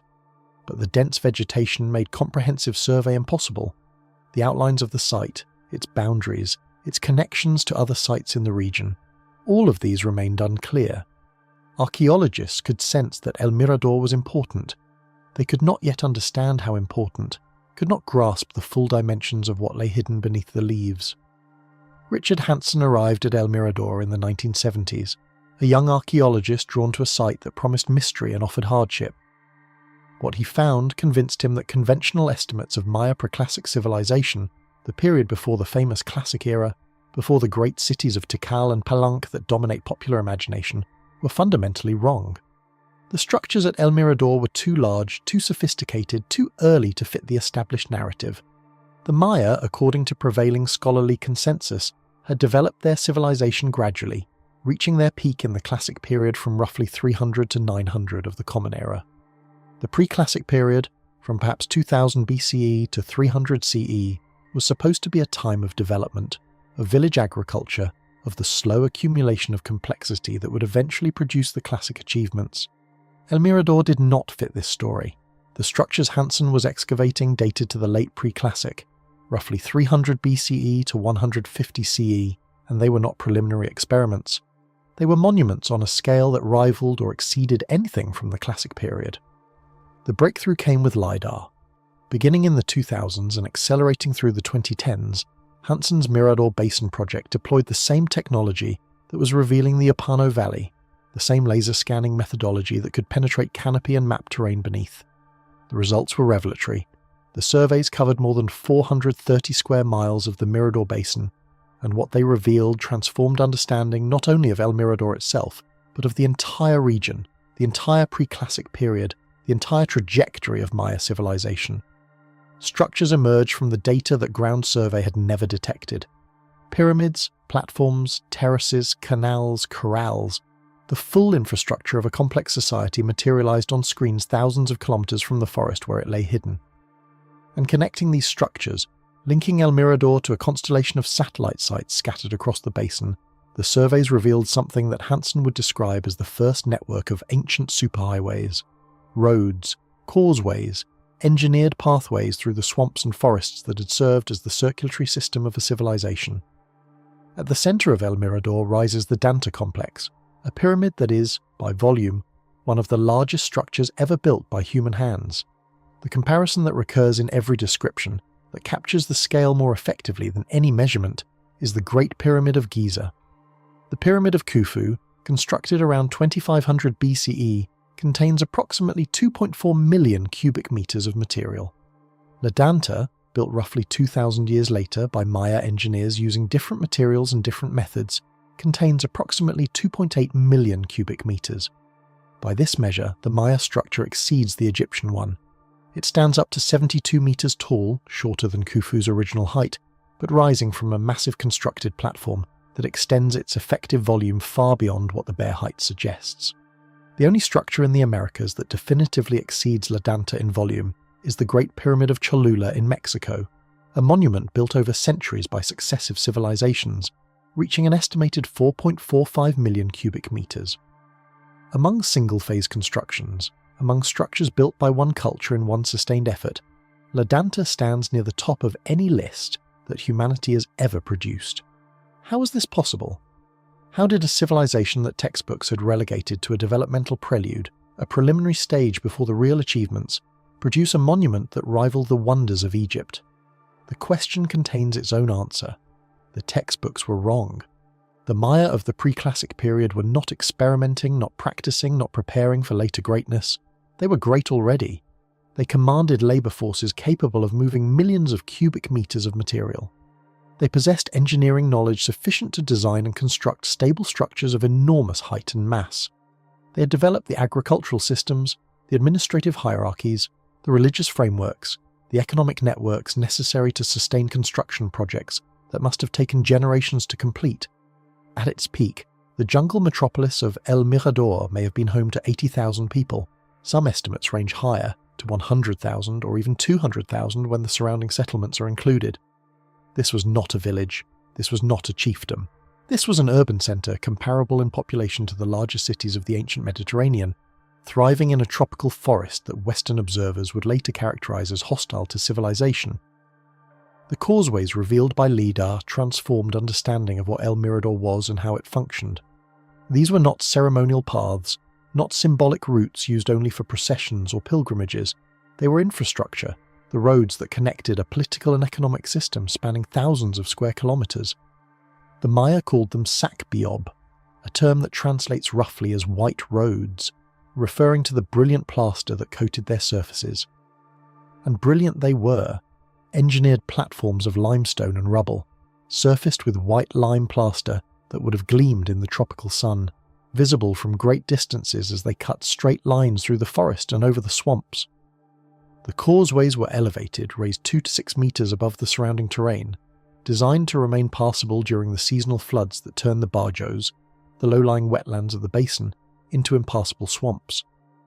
They were wide, ranging from 20 to 50 metres across, broad enough to accommodate the movement of goods and people and armies on a scale that implies intense traffic, heavy use, economic integration across the entire region. The surveys documented over 800 elevated causeways in the Mirador-Calakmul karst basin, the combined result of campaigns conducted between 2016 and 2022. Some of these roads stretched for extraordinary distances. A causeway runs approximately 12 kilometres from El Mirador to the site of Nakbe, a connection that archaeologists have described as part of the first freeway system in the world. Another route extends roughly 24 kilometres to the south, linking El Mirador to the city of Tintal. The roads were not random, not improvised paths that happened to connect settlements. They were planned infrastructure, part of a coherent system that facilitated trade, enabled rapid communication, allowed the movement of labour between sites, and, crucially, demonstrated the power of whatever authority was capable of commanding their construction. Building a road 40 metres wide and 20 kilometres long through swamp and forest, surfacing it with plaster, maintaining it against the relentless pressure of vegetation. This is not the work of villages cooperating voluntarily. This is the work of a state. The network that the LIDAR revealed suggests that El Mirador functioned as the political and ceremonial heart of a regional system, the central place from which power radiated outward through the causeways to satellite cities and subsidiary settlements. At its zenith during the late Preclassic period, roughly 300 BCE to 150 of the Common Era, El Mirador sprawled across approximately 26 square kilometres. The causeways connected it to other political centres, Nakbe, Tintal, Zulnal, creating a web of relationships that archaeologists are still working to understand. Were these subordinate settlements governed from El Mirador? Were they allied cities, participating in a confederation? Were they rivals, connected by roads that served both trade and warfare? The inscriptions that might answer these questions, the written records that later Maya would leave in abundance, are sparse or absent from the Preclassic period. The architecture speaks, but it speaks in a language we are still learning to interpret. What the architecture says clearly is that this was a civilization of extraordinary ambition and capability. The effort required to construct Ledanta alone, the quarrying of limestone, the transport of material, the shaping and placement of blocks, the application of plaster and paint, would have demanded millions of labour hours organised over decades or generations. The causeways extending across the basin represent additional millions of hours. The terraces and canals and residential platforms visible in the LIDAR data represent still more. Sustaining a population of 80,000 or more in a tropical environment required agricultural systems capable of producing surplus, storage facilities capable of preserving that surplus against the unpredictability of weather, distribution networks capable of moving food to where it was needed. All of this existed in the Mirador Basin 2,000 years ago, hidden beneath a forest so dense that conventional archaeology could not perceive it. And then, around 150 of the Common Era, something happened. El Mirador underwent what archaeologists describe as a major socio-political crisis. The great construction projects ceased. The population declined. The causeways fell into disuse. The reasons remain debated. Environmental stress appears in the evidence, the exhaustion of resources that intensive construction and agriculture had demanded. Possible drought conditions that disrupted the delicate balance of water management in the basin. The intensive building activity itself may have contributed, deforesting areas that stabilized the local water table, creating cascading failures in the systems that supported the population. Whatever the causes, the result was the end of El Mirador as a major center. The site continued to be occupied at reduced levels, but the era of massive construction, of regional dominance, of the 80,000 inhabitants was over. The forest began its work of concealment. The plaster crumbled. The causeways became overgrown. The pyramids became hills, indistinguishable from the natural terrain to any observer who did not know what to look for. When systematic archaeological exploration of the Petén began in the 20th century, scholars found the remnants of classic Maya civilization. The cities like Tikal and Calakmul that had risen after El Mirador's decline, that had left the inscriptions and the painted ceramics and the elaborate tombs that defined popular understanding of the Maya. They assumed that these classic cities represented the peak, that the earlier periods had been less developed, that the Maya trajectory moved from simple to complex in the expected fashion. El Mirador, when it was noticed at all, was treated as an anomaly, an unexplained early flourishing that could be acknowledged without integrating it into the larger story. The forest kept its secret. The Danta Pyramid, larger than Khufu's, remained just another forested hill. The causeways, the first freeway system in the world, remained just slight elevations in the swampy terrain, visible only to those who walked their length and wondered why the ground was so flat, so straight, so unlike the natural topography around them. LIDAR changed this. The lasers cut through the canopy. The data accumulated. The maps emerged, and scholars were forced to confront what the evidence clearly showed, that Maya civilization had achieved monumental sophistication centuries earlier than previously believed, that the pre-classic period was not a prelude but an epoch in its own right, that the textbook narrative was wrong in ways that required fundamental revision. The question that Hansen asked, "How did we not know this was here?" contains its own answer. We did not know because we did not look properly, because we could not look properly until the technology existed, because the forest was too good at concealment, because our assumptions about what was possible led us to dismiss or ignore evidence that contradicted those assumptions.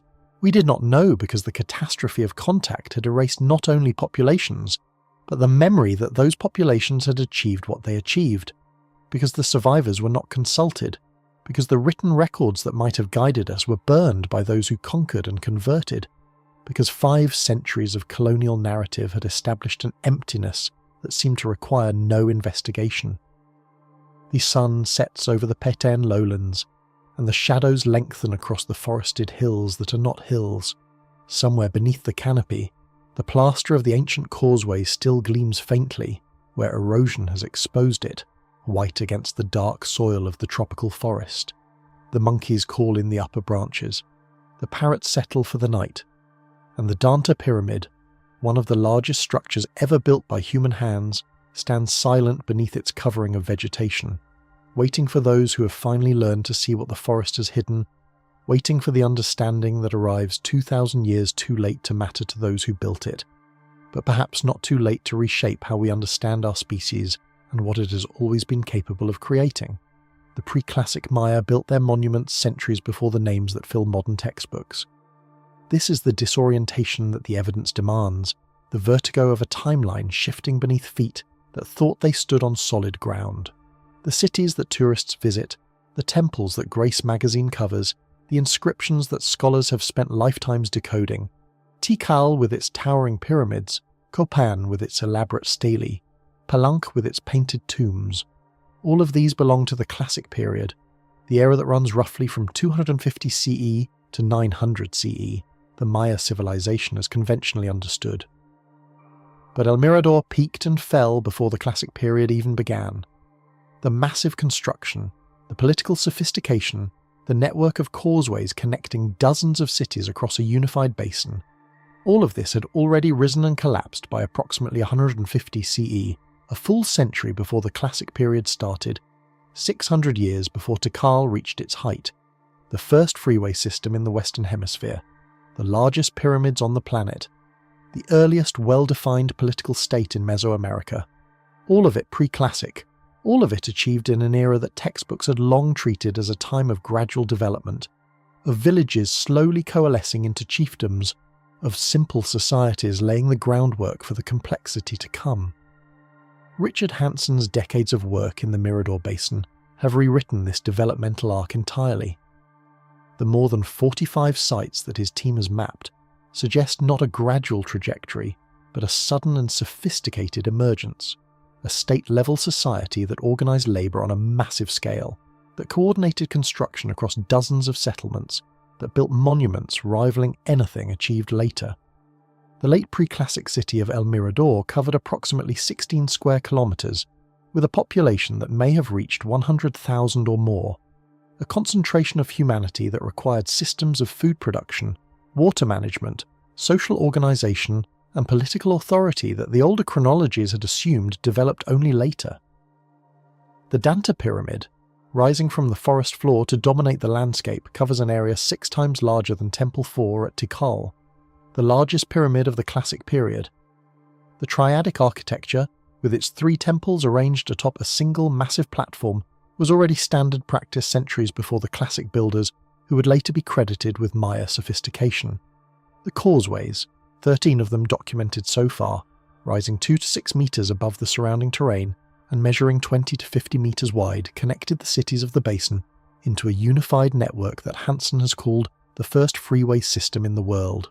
The pre-classic period itself stretched from approximately 2000 BCE to 250 CE, divided by scholars into early, middle, and late phases. In this long span, the Maya moved from small agricultural villages to the monumental centres that the LiDAR surveys have now revealed. The late pre-classic, roughly 400 BCE to 250 CE, saw the construction of El Mirador and its sister cities, the organisation of labour sufficient to move millions of cubic metres of stone and earth, the development of the lime plaster that covered every surface with brilliant white, the establishment of trade networks that brought jade and obsidian and cacao from distant regions. And then, around 150 CE, the system collapsed. The massive construction ceased. The population dispersed. The forest began its patient work of concealment, and El Mirador entered the centuries of silence from which it would not emerge until airborne lasers finally penetrated the canopy that had hidden it for 2 millennia. The causes of this collapse, centuries before the better-known collapse of classic Maya civilization in the 9th century, remain debated, but Hanson's hypothesis points to self-inflicted environmental catastrophe. The production of lime plaster, the brilliant white coating that covered every pyramid and platform and causeway, required enormous quantities of wood fuel. To produce 1 ton of lime, approximately 5 to 7 tons of wood had to be burned, and the monuments of the Mirador Basin are covered in thousands of tons of plaster. The deforestation this required would have stripped the hillsides, eliminated the root systems that held soil in place, allowed erosion to carry sediment into the seasonal wetlands that served as agricultural systems. The bajos, the swampy depressions that became productive farmland during the dry season, would have silted up, their agricultural potential destroyed by the same construction activity that was meant to glorify the cities. A civilization that had achieved monumental sophistication undermined the ecological foundation on which that sophistication depended, and when the foundation crumbled, the monuments that rested upon it could not be maintained. This is the reckoning with chronology that the evidence demands. The Maya civilization that most people have heard of, the classic period cities with their elaborate inscriptions and divine kings, arose in the aftermath of this earlier collapse. The classic Maya were not the inventors of monumental architecture or state-level political organisation. They were the inheritors of traditions that had developed in the pre-classic, that had reached staggering heights in the Mirador Basin, that had fallen into ruin and been partially forgotten before the classic cities rose on different sites, in different configurations, building on foundations they may not have fully understood. The pre-classic achievement had been so thoroughly concealed by forest and so completely disrupted by collapse that later Maya, and later still the Spanish who conquered them, and later still the scholars who studied the Spanish accounts, all assumed that the trajectory ran from simple to complex, that the earlier periods were necessarily less developed, that what came later must represent progress. LiDAR has revealed this assumption as error, has forced a fundamental revision of Maya chronology, has demanded that scholars integrate El Mirador and the Mirador Basin into the larger story not as anomaly, but as the first great achievement of Maya civilization, an achievement that was already complete when the classic period was still centuries in the future, The listener who follows this journey must feel this vertigo, must sense the ground of received knowledge shifting beneath them. The mire of popular imagination, the mire of coffee table books and documentary films, the mire of pyramid-climbing tourists and museum exhibitions. This mire is real, but it is not the whole story. Before it came another mire, equally sophisticated, equally capable of organising labour on a massive scale, equally committed to architectural commemoration of their beliefs and their rulers. This pre-classic mire built the largest structures, established the first state, created the first highway system, and then vanished into the forest, concealed so completely that the civilization that followed, and the scholars who studied them both, failed to recognise what had come before. The timeline shifts, the textbooks require revision, and the forested hills of the Peten, the ones that are not hills at all but the remains of a sophistication achieved and lost long before the classical period, stand as monuments to human achievement and human blindness, to what we built and what we failed to see. The journey shifts now, away from the Guatemalan lowlands, away from the lime-white causeways and the silent pyramid that once dominated a civilization of 100,000 souls. The flight path turns northwestward, crossing the mountain spine of Central America, descending toward the Caribbean coast and the vast wilderness that stretches across eastern Honduras. Here, in one of the most inaccessible rainforests in the Americas, another story waited to be told. A story that began in myth and ended in coordinates on a map. A story of legend becoming archaeology, of the conquistadors' tales finally confirmed by the same technology that revealed El Mirador's forgotten greatness, the Mosquitia. The name itself carries weight, the dense syllables suggesting the density of the forest, the mists that rise from the rivers, the insects that swarm in clouds above the waterways. This is not the domesticated jungle of tourist lodges and guided trails. This is wilderness in the truest sense, a region where the canopy closes overhead and the understory tangles so thickly that progress on foot can be measured in hundreds of meters per day. The rivers offer the only reliable transit, winding through the forest in brown, serpentine curves. But even the rivers provide no easy passage. Rapids, submerged logs, banks that collapse into the current without warning. For centuries, this inaccessibility served as a kind of preservation, keeping the Mosquitia beyond the reach of casual exploration, beyond the agricultural expansion that transformed other Honduran landscapes, beyond the logging and cattle ranching that stripped neighbouring regions of their forest cover. The Mosquitia remained, and in its remaining it kept its secrets. Among those secrets was the legend of Ciudad Blanca, the White City, sometimes called the City of the Monkey God. The story appeared in various forms across centuries, told by indigenous communities, chased by adventurers, mentioned in fragmentary accounts from the colonial period. The Spanish conquistadors, pushing through Central America in search of gold and souls to convert, heard tales of a great city hidden in the interior forests, a city whose buildings gleamed white against the green, a city whose inhabitants had fled deeper into the wilderness to escape the invaders and their diseases.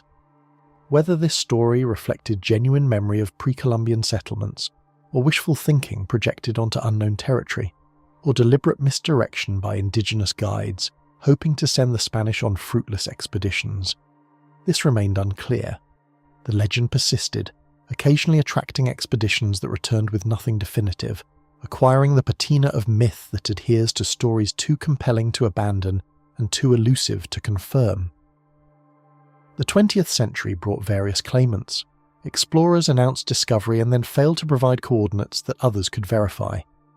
Documentary filmmakers planned expeditions that collapsed in the planning stages. The Mosquitia's inaccessibility was not merely geographic but logistical. The cost of mounting a serious expedition, the difficulty of obtaining permits, the health risks of prolonged exposure to the jungle environment, the uncertainty of finding anything that would justify the investment of resources. Ciudad Blanca remained in the category of rumours, alongside the 7 cities of Cibola and El Dorado, and the other legendary places that explorers had sought and never found. Serious archaeologists focused on sites that could be reliably excavated and studied generally dismissed the White City as fantasy, as the kind of story that proliferated in regions poorly mapped and rarely visited. Then came LiDAR. In May 2012, a team led by documentary filmmaker Steve Elkins flew over the Mosquitia with the same airborne laser technology that was transforming archaeology across the Maya world. The results were announced quietly at first, then with increasing confidence as the data was processed and analysed. The LiDAR mapping had revealed not one but two large settlements hidden beneath the forest canopy. One of them approached the size of the core of Copan, the famous classic Maya city to the south. The laser pulses had penetrated the forest cover, bounced off the ground surface, returned to the aircraft and generated a three-dimensional map of terrain that no human eye had seen clearly in centuries. The map showed plazas, earthworks, geometric arrangements that could only be artificial, the unmistakable signatures of human construction on a significant scale. The mythological city, it turned out, was not a city at all. Not a single lost metropolis waiting to be discovered by the intrepid explorer who finally pushed deep enough into the forest.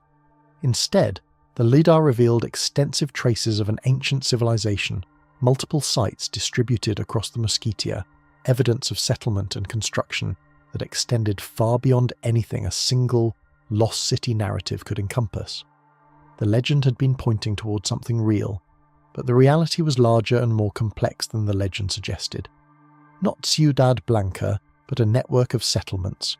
Not one white city, but many sites where people had lived and built and shaped the landscape according to their needs and beliefs. In February 2015, a joint Honduran-American expedition, organised by UTL Scientific and the Honduran government, entered the jungle to explore one of the two large sites, revealed in the 2012 LiDAR survey. This was no casual adventure. 10 PhD scientists participated, including Honduran and American archaeologists, anthropologists and engineers, accompanied by support personnel, filmmakers, and Honduran Special Forces soldiers who provided security in a region where drug trafficking had made isolated camps vulnerable to violence.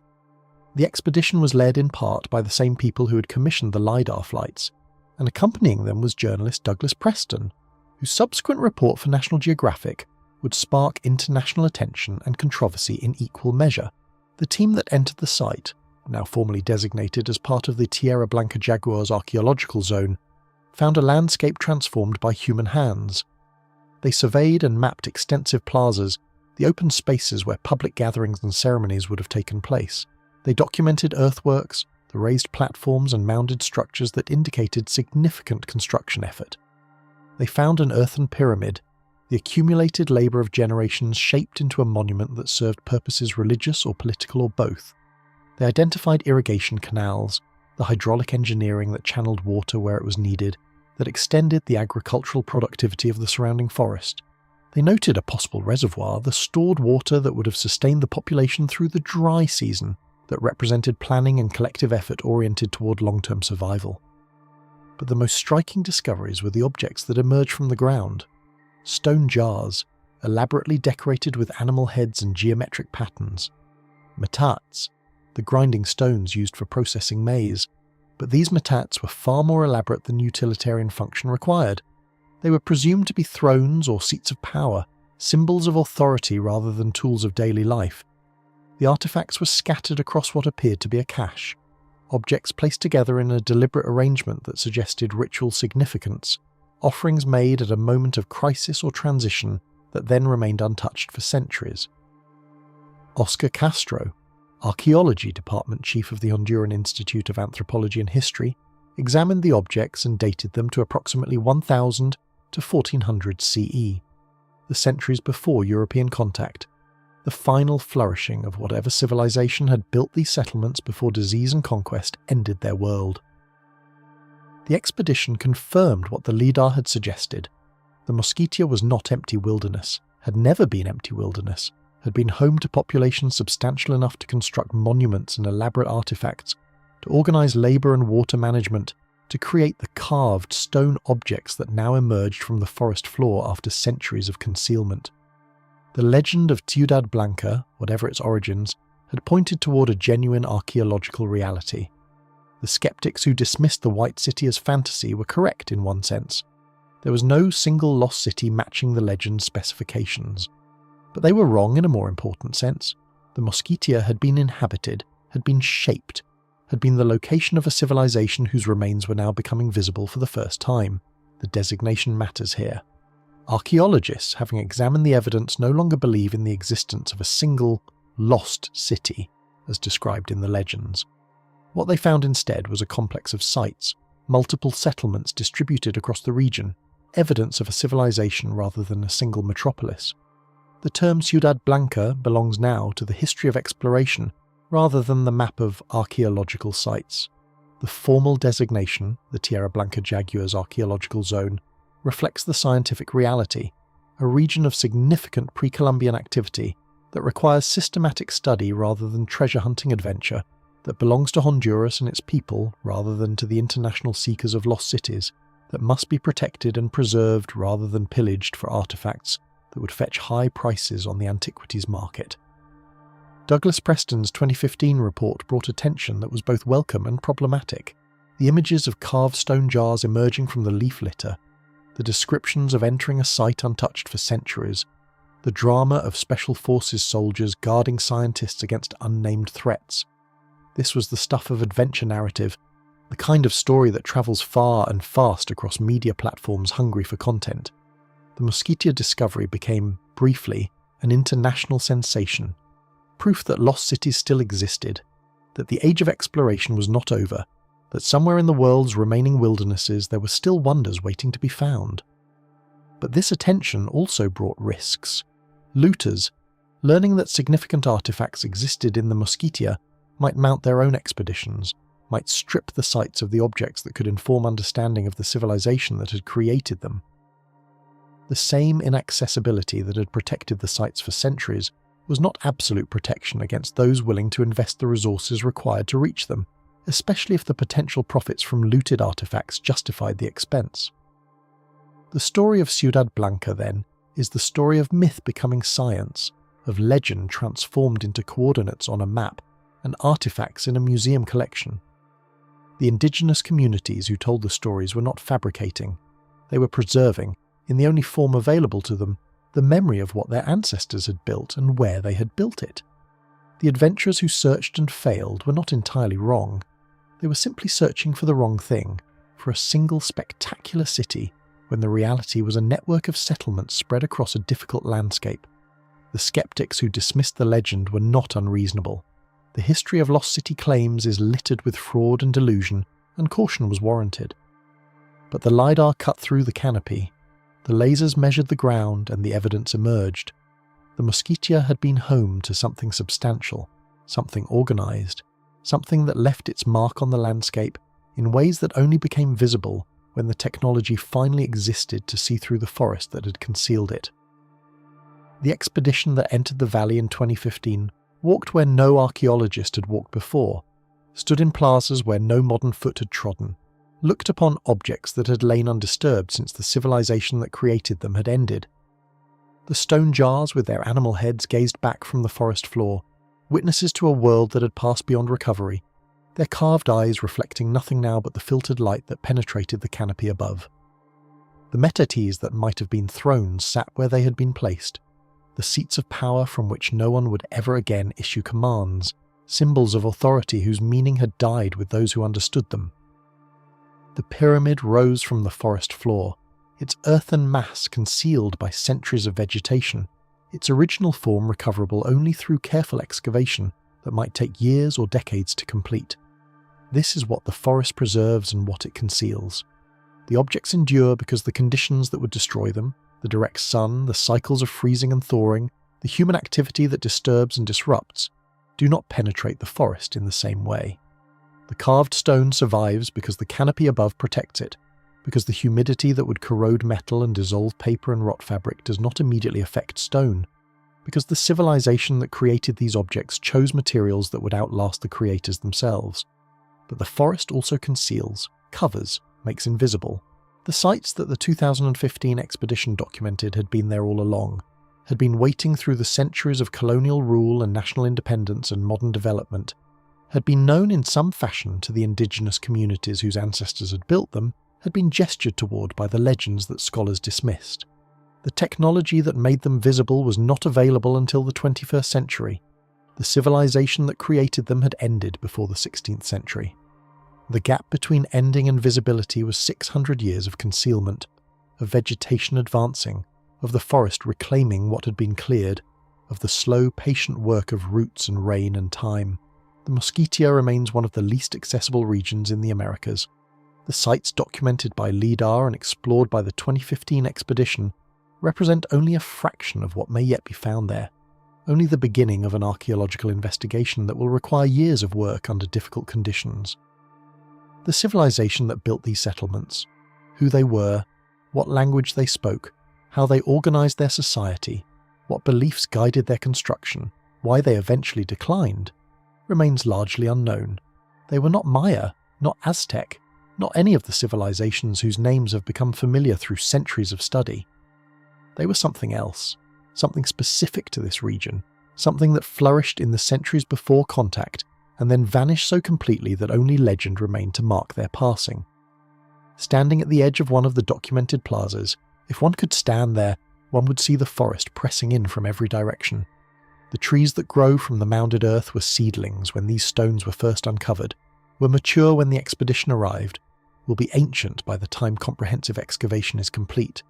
The carved jars that emerged from the leaf litter in 2015 may be only a fraction of what remains buried, what waits beneath the accumulated centuries of forest debris for the careful hands that might one day expose it. The pyramid rises against the canopy, its slopes softened by vegetation, its original form a matter of inference and careful survey rather than direct observation. Somewhere in this forest, somewhere in the vast green wilderness that stretches across eastern Honduras, other sites wait. Sites that the LIDAR may have glimpsed as anomalies in the terrain, sites that future surveys may reveal in greater detail, sites that may transform understanding of what was possible in this region and what was achieved before the catastrophe of contact ended it all. The White City was never white, was never a city in the singular sense, was never quite what the legend promised. But the legend was pointing toward something real, something substantial, something that required explanation. The civilization that built these monuments did not leave written records, did not carve the dated inscriptions that allow Maya history to be reconstructed in such detail, did not provide the textual evidence that scholars rely upon to understand ancient societies. What they left was the landscape itself, transformed by their labour, shaped by their intentions, preserved by the forest that grew over it after they departed. The LIDAR reads this landscape, translates it into data, generates the maps that guide expeditions into places that no archaeologist could otherwise have known to visit. The myth becomes science, the legend becomes coordinates, and the civilization that seemed to exist only in stories reveals itself, slowly, incompletely, through the patient work of those who have finally learned to see through the forest's concealment.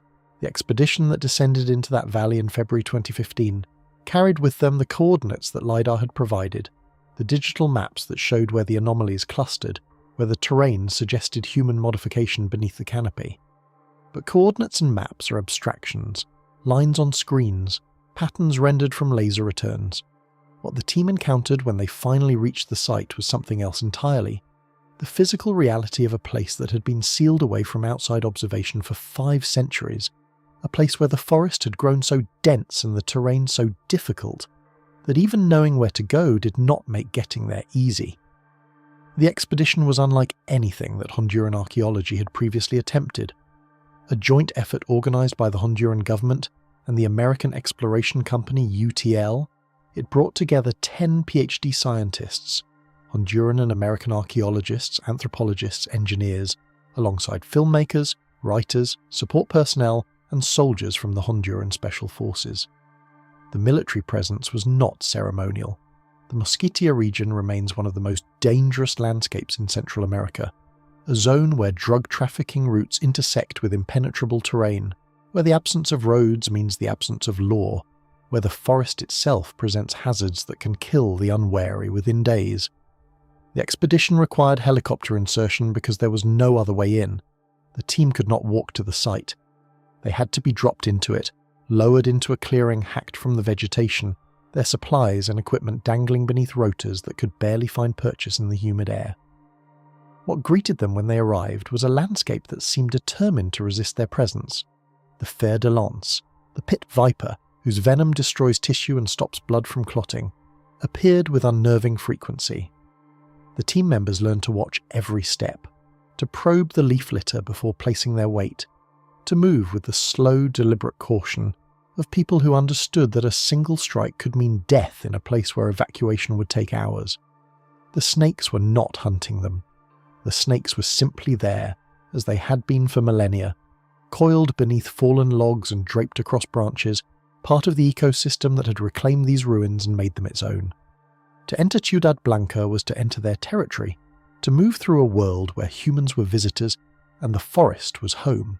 The team surveyed and mapped what the LiDAR had suggested they would find: extensive plazas, earthworks rising from the forest floor, an earthen pyramid whose slopes disappeared into vegetation, irrigation canals that spoke of agricultural planning, what appeared to be a reservoir designed to capture and hold water through the dry season.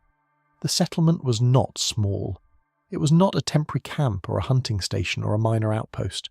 It was a city, or something that functioned like a city, a place where people had lived in numbers sufficient to construct monuments that would endure for half a millennium after their departure. The LiDAR had shown the shape of this place from above. Now the expedition was seeing it from within, measuring it with instruments, photographing it with cameras, documenting it with the precision that modern archaeology demands. And then they found the cache. At the base of the central pyramid, just visible above the accumulated debris of centuries, the tops of stone objects protruded from the earth. The team had been surveying, had been mapping, had been following protocols that prioritized documentation over excavation. But here was something unexpected, something that the LiDAR could not have revealed. A collection of artifacts so close to the surface that the leaf litter barely covered them, so well preserved that they might have been placed there decades ago rather than centuries. The snarling head of a jaguar emerged first, its stone features carved with a precision that suggested hands guided by long tradition.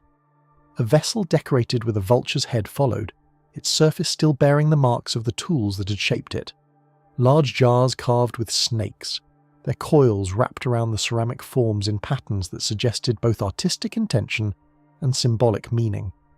And a cluster of objects that archaeologists call metates, grinding stones in their utilitarian form, but here elaborated into something else entirely, decorated with geometric patterns and animal heads, resembling thrones or tables more than tools, objects that spoke of status and ceremony rather than daily labour. The cache had been placed there deliberately. This was not the random scatter of abandoned settlement, not the debris of collapse, not the gradual accumulation of objects lost or discarded over time. Someone had arranged these artifacts at the base of the pyramid, had positioned them with care, had left them there when the city was abandoned. The archaeologists recognized what they were seeing: a closing ritual, a final act performed when the settlement was being left behind, a ceremonial deposition that marked the ending of occupation and the transition of the site from living city to sacred memory. Such rituals are documented throughout the Americas, known from Maya sites and Aztec temples and countless other places where ancient peoples mark the death of a building or a city with offerings that would remain after the people themselves had departed.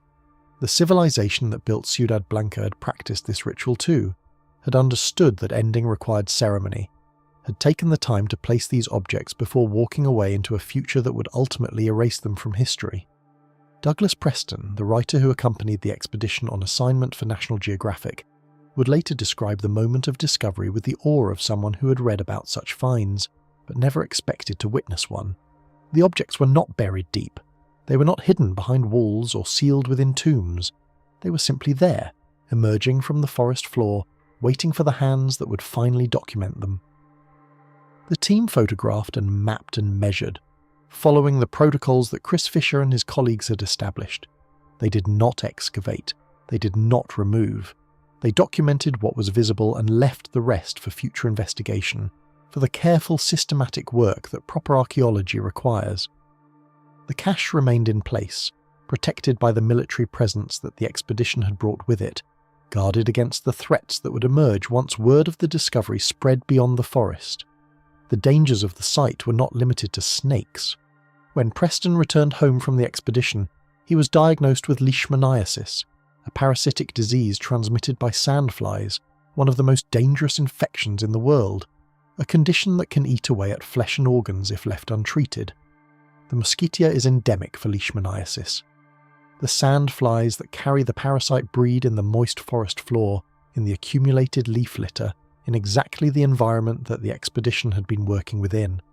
Several team members would eventually be diagnosed with the disease.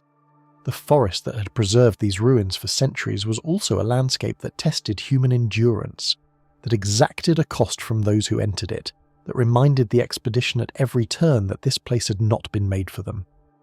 What the objects said, when archaeologists began to interpret them, was both familiar and strange. The cache that Chris Fisher's team documented contained 64 objects recovered during initial excavation work in January 2016.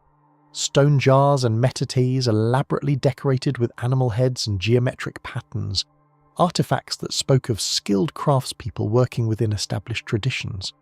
The prominent were jaguar head depicted something that Mesoamerican scholars recognized immediately: a shaman in transformed spiritual state, part animal and part human, the kind of figure that appears in Maya art and Olmec sculpture, and across the iconographic traditions of pre-Columbian Central America. One metate bore designs resembling a Maya sky band, the celestial imagery that appears on monuments and codices throughout the Maya world, potentially revealing connections between this unnamed culture and the powerful Maya civilization that flourished to the north and west. Yet the artifacts were not Maya, they were not Aztec. They were not precisely like anything that archaeologists had previously documented in such quantity and quality. The civilization that created them had maintained contact with its neighbours, had participated in the exchange of ideas and symbols and perhaps goods that connected the cultures of ancient Mesoamerica. But it had also developed its own forms, its own variations, its own ways of expressing the themes that ran through the region's artistic traditions. The word jaguar appeared here in a style that was distinctive, that reflected local choices and local meanings. The geometric patterns that decorated the vessels followed rules that archaeologists could not yet fully decode, that suggested a symbolic language specific to this place and this people. The culture that built Ciudad Blanca, or the City of the Jaguar, as Fisher and his colleagues preferred to call it, after the jaguar carvings that dominated the artifact cache, remains without a name. No written record survived to tell us what they called themselves, what language they spoke, how they understood their place in the world. The artifacts speak, but they speak in a visual vocabulary that scholars are only beginning to learn. Oscar Neil Cruz, head archaeologist at the Honduran Institute of Anthropology and History, placed the artifacts within a broad chronological range, AD 1000 to 1400, the centuries before European contact, the final flourishing of pre-Columbian civilization in this region.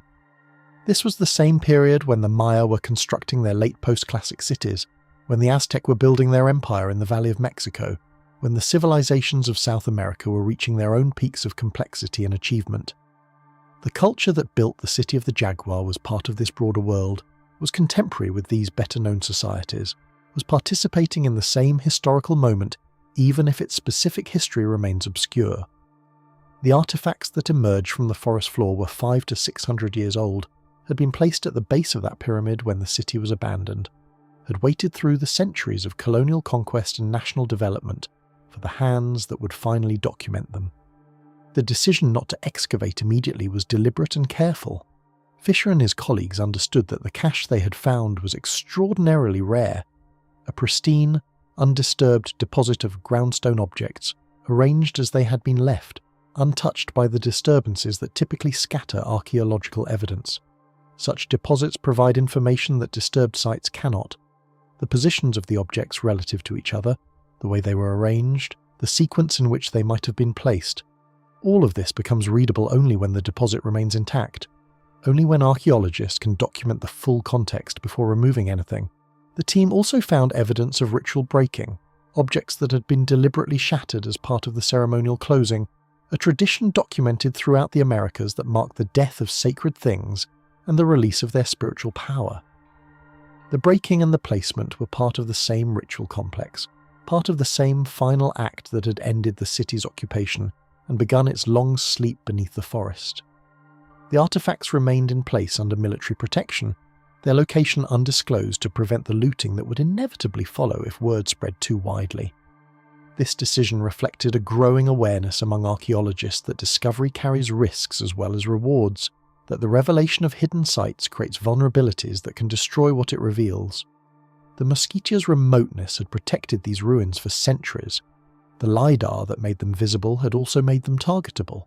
The maps that guided the expedition to this valley could guide others whose interest was not in understanding the past, but in extracting value from it, in stripping artifacts from their context and selling them on the international market where pre-Columbian objects command prices that make the risks of illegal excavation seem worthwhile.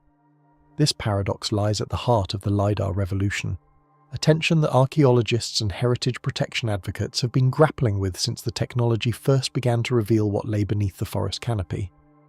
LiDAR enables visualization of archaeological features concealed under vegetation across hundreds or thousands of square kilometers, mapping at sub-meter resolution terrain that would take traditional surveys decades to document. The data is extraordinary, unprecedented, transformative. It has reshaped understanding of ancient landscapes from Cambodia to Guatemala to the Amazon basin. But that same data, when published in academic journals and circulated online, becomes available to anyone with internet access, including those who would use it to locate sites for looting rather than study. The speed of discovery creates real risks. Communities in mapped regions have expressed hesitation about the media attention that follows when mapping data is released, understanding that visibility brings vulnerability. Researchers have documented looting activities using bitemporal LiDAR scans, comparing data from different years to identify new disturbances at archaeological sites.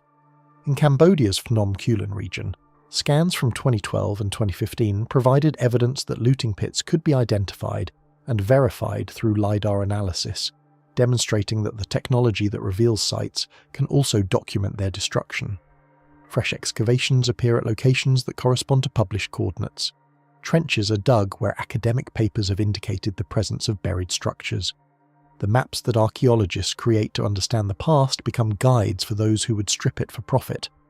Because of these concerns, significant barriers now restrict access to high-resolution archaeological LiDAR data. The full datasets from major surveys are not simply posted online for anyone to download. Access is controlled, limited to researchers with legitimate scholarly purposes, withheld from public release until sites can be protected or documented.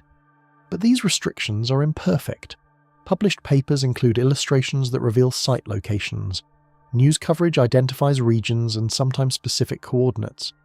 The academic imperative to share findings conflicts with the heritage imperative to protect them. Some archaeologists argue that the risks from natural disaster and development may outweigh theoretical looting risks, noting that in places where data access is heavily restricted, sites may be destroyed by processes other than looting before they can be studied at all. There is no clear consensus, no obvious solution, no way to fully reconcile the tension between visibility and vulnerability. The forest that hid Ciudad Blanca for 5 centuries was also protecting it. The canopy that concealed the mounds from aerial observation also concealed them from looters who might have learned of their existence through other means. The remoteness that made the region inaccessible to archaeologists also made it inaccessible to traffickers. The difficulty of reaching the site, the need for helicopter insertion, the absence of roads, the dangers of the terrain itself, created a natural barrier that supplemented the invisibility provided by vegetation. Now that barrier has been partially breached, the site is known, its location is documented. The artifacts that emerge from the forest floor have been photographed and described in publications that circulate worldwide. The military protection that guarded the cache in 2015 and 2016 cannot last forever. The question of what happens next, who will excavate these sites, how they will be protected, whether they will survive the attention that discovery has brought, remains unanswered. The larger survey that revealed Ciudad Blanca and its companion site did not stop with those 2 locations. The LiDAR data suggested that the Mosquitia contains not 1 or 2 significant settlements, but a network of them, a regional system of sites that may eventually rewrite understanding of pre-Columbian civilization in eastern Honduras. The technology that made the city of the Jaguar visible can make others visible too, can reveal the full extent of what was built in this region before contact, can transform what seemed like isolated legend into documented archaeological reality. But each revelation brings the same risks, the same tensions, The same difficult choices about how much to publish and when and in what form. The archaeologists who work in this region must balance the scholarly need to share findings against the heritage need to protect sites, must navigate a landscape where the tools that enable understanding also enable destruction. Chris Fisher and his colleagues returned to the site in January 2016, conducting the initial excavation that recovered 64 objects from the cache they had documented the previous year. The artifacts were carefully removed, each one photographed and measured and catalogued. The spatial relationships recorded before anything was disturbed. The objects are now held at an undisclosed location, protected from the market forces that would disperse them across private collections if they were not secured. Future excavations may reveal more caches, more structures, more evidence of the culture that built this place and then abandoned it to the forest.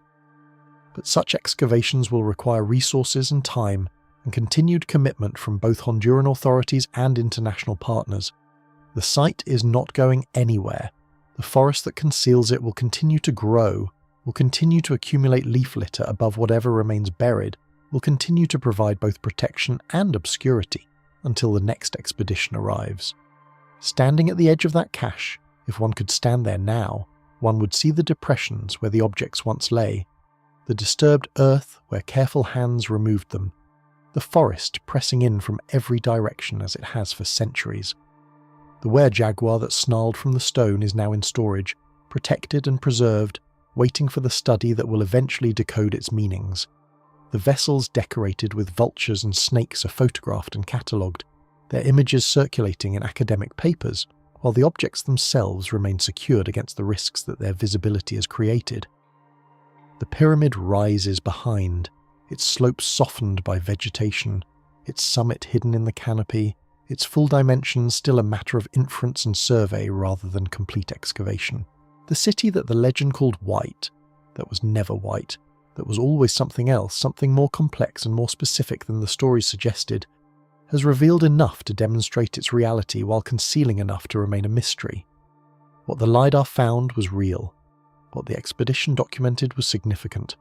What remains to be discovered, in this valley and in others that the technology has only begun to reveal, may transform understanding of what was possible in this region before the silence descended. The fer-de-lance still coils beneath the leaf litter, waiting for the warm-blooded prey that occasionally passes. The sand flies still breed in the moist decay of the forest floor, carrying the parasites that tested the expedition and that will test future visitors.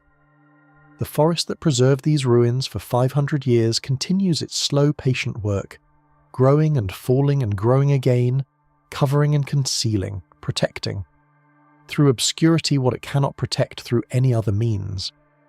The artifacts that emerged from that concealment in 2015 and 2016 are safe now, held in controlled conditions, available for the study that will eventually extract their meanings, but the sites themselves remain vulnerable, remain exposed to the risks that visibility has brought, remain caught between the need to be known and the danger that knowledge creates.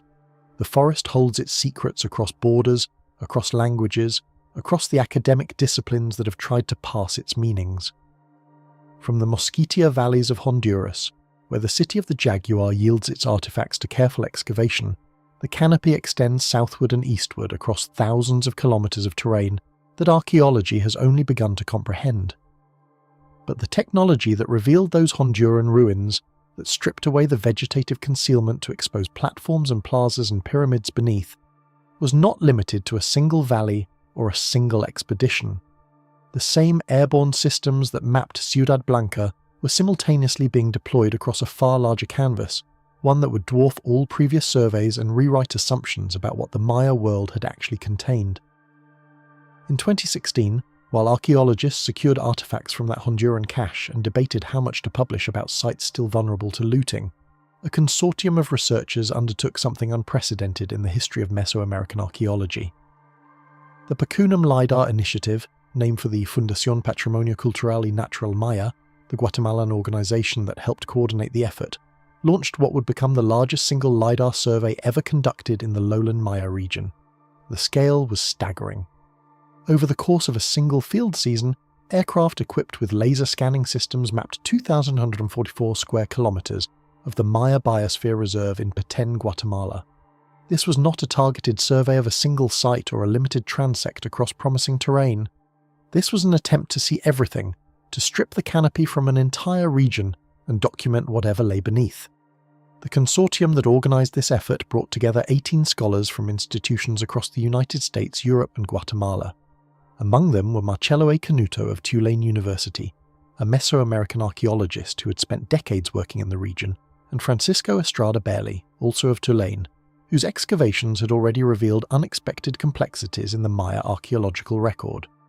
Thomas Garrison, then an assistant professor of anthropology at Ithaca College, joined the team, bringing expertise in settlement patterns and spatial analysis that would prove essential for interpreting the flood of data the survey would produce. These researchers understood that they were attempting something that had never been done before, that the scale of their survey exceeded anything previously imagined, that the results would either confirm existing models of Maya civilization or demolish them entirely. The aircraft flew in systematic patterns across the Biosphere Reserve, their laser systems pulsing hundreds of thousands of times per second, measuring the distance to every surface that reflected the light. The computational systems that processed these measurements filtered out the vegetative returns, stripped away the leaves and branches and trunks that had concealed the ground for centuries, reconstructed the bare earth surface that lay beneath the canopy.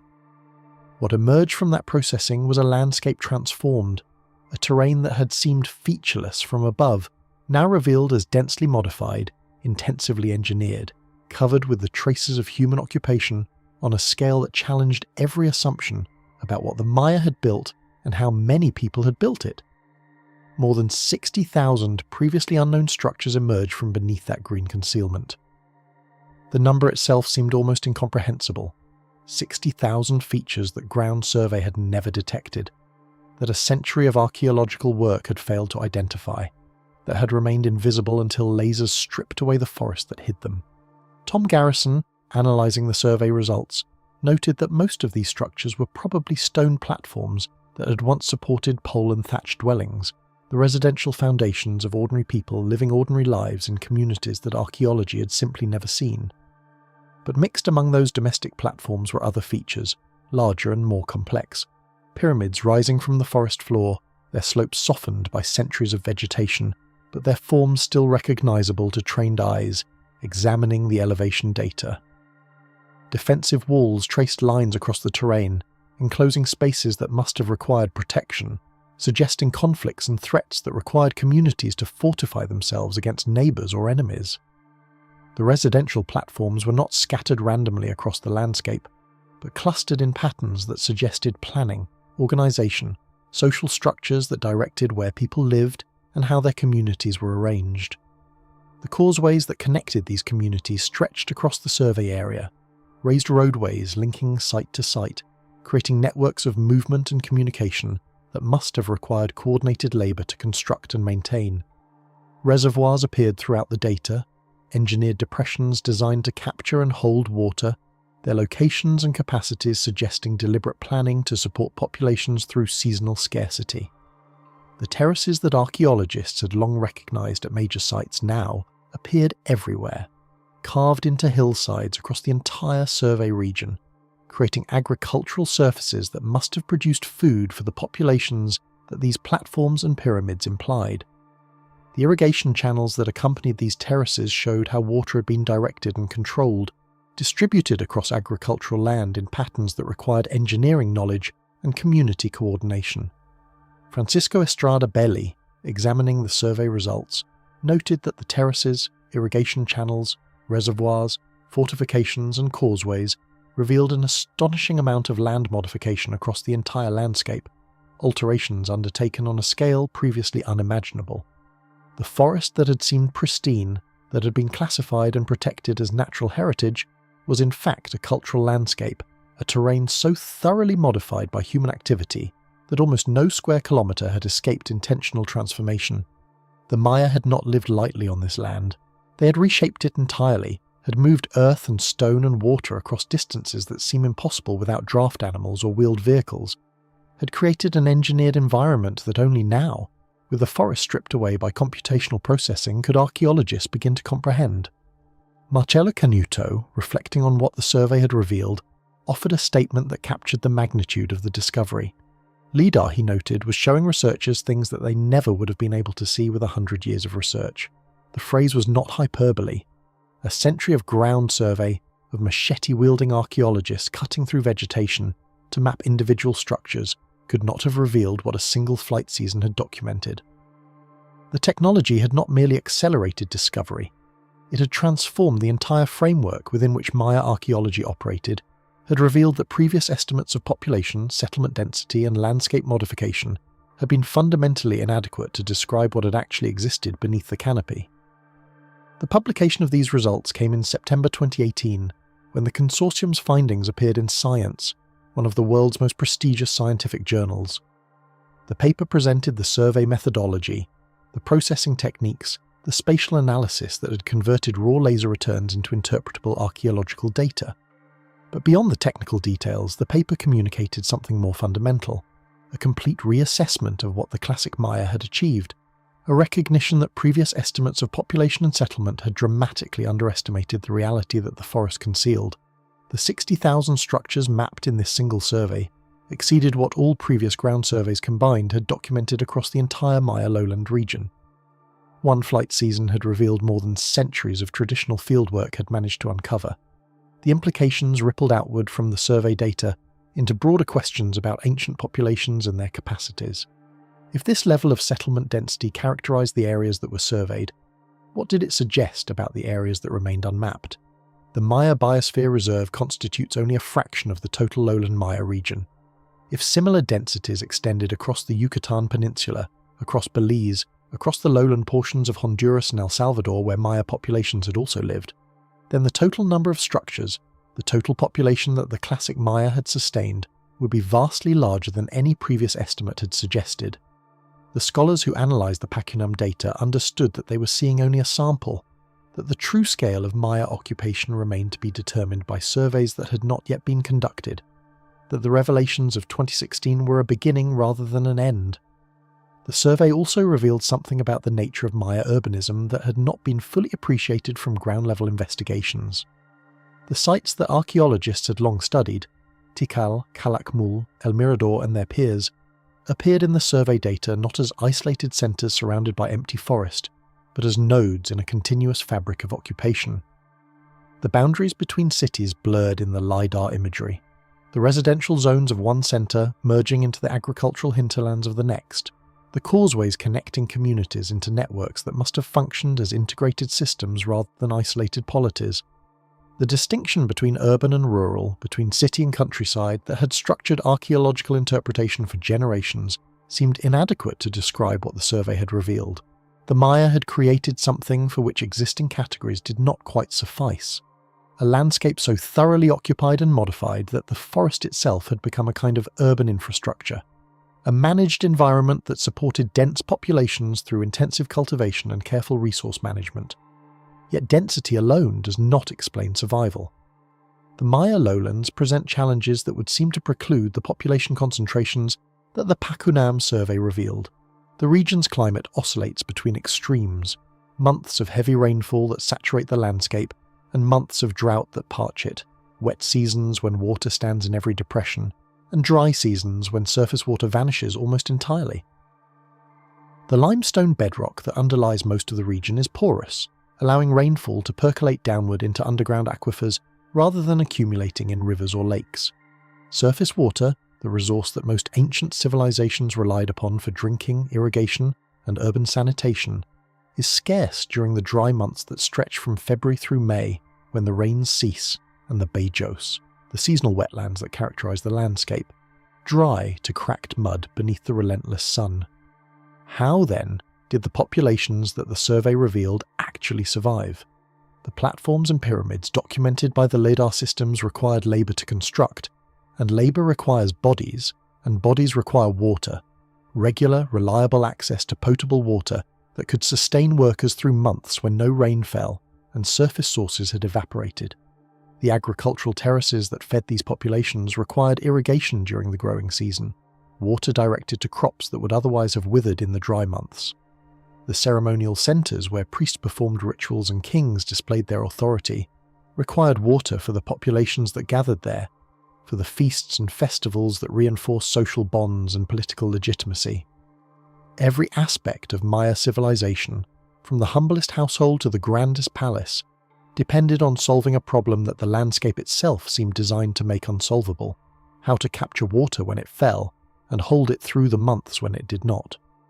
The answer that the Pakunam survey revealed, embedded in the same data that documented the 60,000 structures, was a hydraulic infrastructure of astonishing complexity. The Maya had not accepted the limitations that their environment imposed. They had engineered their way around them, had constructed reservoirs and canals and dams and drainage systems that captured seasonal rainfall and stored it for use throughout the year. This was not a minor achievement or a peripheral concern. This was the foundation upon which everything else depended, the infrastructure that made population density possible, that enabled the labour force that constructed the pyramids and causeways and defensive walls that the survey had documented. Without water management, there could have been no classic Maya civilization. The hydraulic systems were not supplementary to the urban centres, they were the urban centres, the essential infrastructure around which everything else was organised. Archaeological excavations had long documented individual reservoirs at major sites, had traced canals and identified dams and analysed the engineering that went into particular water features. But the Pakunam survey revealed the systematic extent of these modifications, showed how water management infrastructure extended across the entire landscape, rather than clustering only at major centres. The gravity-fed reservoirs that excavations had documented were constructed at least as early as 400 BCE, during the pre-classic period that had produced El Mirador and its peers. By 700 CE, during the height of classic Maya civilization, these systems had developed into sophisticated water management networks, incorporating dams, channels, switching stations, and filtration systems.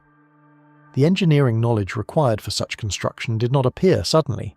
It accumulated over centuries, each generation building on the achievements of previous ones, expanding and refining the hydraulic infrastructure that sustained urban life.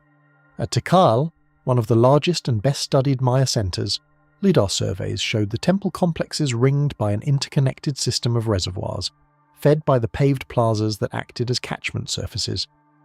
The stone paving that archaeologists had long interpreted as ceremonial space, as surfaces for ritual processions and public gatherings, served a dual purpose that had not been fully appreciated. When rain fell on those plazas, it did not percolate into the ground or run off into surrounding forest. It flowed across the paved surfaces, directed by subtle grading and channels into the reservoirs that surrounded the ceremonial centre. The temples and palaces were not merely symbols of political and religious authority, they were components in a water collection system, their very architecture serving hydraulic, as well as ideological functions. The sacred and the practical were not separate spheres in Maya engineering. They were integrated, each reinforcing the other, the temples both monuments to divine power and mechanisms for capturing the rain that made life possible. The capacity of these reservoir systems proved sufficient to supply thousands to tens of thousands of people during the 5-month dry season and through periods of prolonged drought. The engineers who designed them must have understood local rainfall patterns with precision, must have calculated catchment areas and storage volumes and consumption rates with accuracy sufficient to ensure that populations would not run short before the rains returned. This was not rough estimation or hopeful planning. This was hydrological engineering of the kind that had enabled urban life in Mesopotamia and the Indus Valley. Technical knowledge comparable to anything achieved by the civilizations that conventional history had long considered more advanced. Marcello Canuto, reflecting on what the survey and subsequent analysis had revealed, noted that the Maya were literally moving mountains, reshaping landscapes on a massive scale, without the aid of wheels or beasts of burden, accomplishing through organised human labour what other civilizations had required animal power or mechanical advantage to achieve. The political implications of this infrastructure were as significant as its technical achievements. Control over water, the ability to maintain reservoirs, to distribute their contents, to decide who received how much and when, gave Maya elites a physical lever for maintaining authority over populations during dry seasons. Those who controlled the water controlled the people who depended on it. The labour and tribute that flowed upward to ruling families may have been extracted not merely through ideological claims to divine authority, but through practical control over the resource that everyone required to survive. The positioning of the largest reservoirs near palaces and temples was not merely convenient, it was strategic, demonstrating how clean water and political power were inextricably linked. The king who commanded the water commanded the city. The priests who maintained the reservoirs maintained their authority through seasons when rain did not fall, and populations had no choice but to depend on what had been stored. Even the symbolism of Maya kingship encoded this relationship between water and power. The water lily, Nymphaea ampla, a flowering plant that thrives only in clean still water, appears repeatedly in Maya iconography, associated with rulership and divine authority. Sediment cores taken from Maya reservoirs reveal the presence of water lily pollen, demonstrating that these plants actually grew in the waters that the reservoirs held. The symbol was not merely abstract, it was a representation of something real, something that populations could see growing in the reservoirs that sustained them, something that connected the practical infrastructure of water supply to the cosmic claims of royal legitimacy. A king who could maintain reservoirs clean enough for water lilies to bloom was a king whose authority extended to the very waters that life depended on. A king whose reservoirs grew foul and stagnant was a king whose power was visibly failing, whose claim to divine favour was contradicted by the condition of the water he controlled. The Pakunam survey revealed these hydraulic systems extending across the entire mapped region, connecting sites and sustaining populations in ways that ground survey had only partially appreciated. The channels that directed water from catchment surfaces to reservoirs, the dams that controlled flow between storage basins, the filtration systems that kept drinking water clean, all of these appeared in the elevation data, their forms subtle but recognizable to eyes trained to see the signatures of human modification in terrain models. The landscape that emerged from the survey was not merely populated and modified, it was engineered, designed, constructed according to principles that required technical knowledge and coordinated labour. The Maya had created not merely cities but infrastructure, not merely monuments but systems, not merely architecture but technology. The forest that concealed these achievements preserved them through centuries of abandonment, protected them from the weather and the growth that would otherwise have erased their forms. The LiDAR that penetrated that concealment revealed not a pristine wilderness, but a managed environment, a landscape as thoroughly shaped by human intention as any modern city or irrigation district.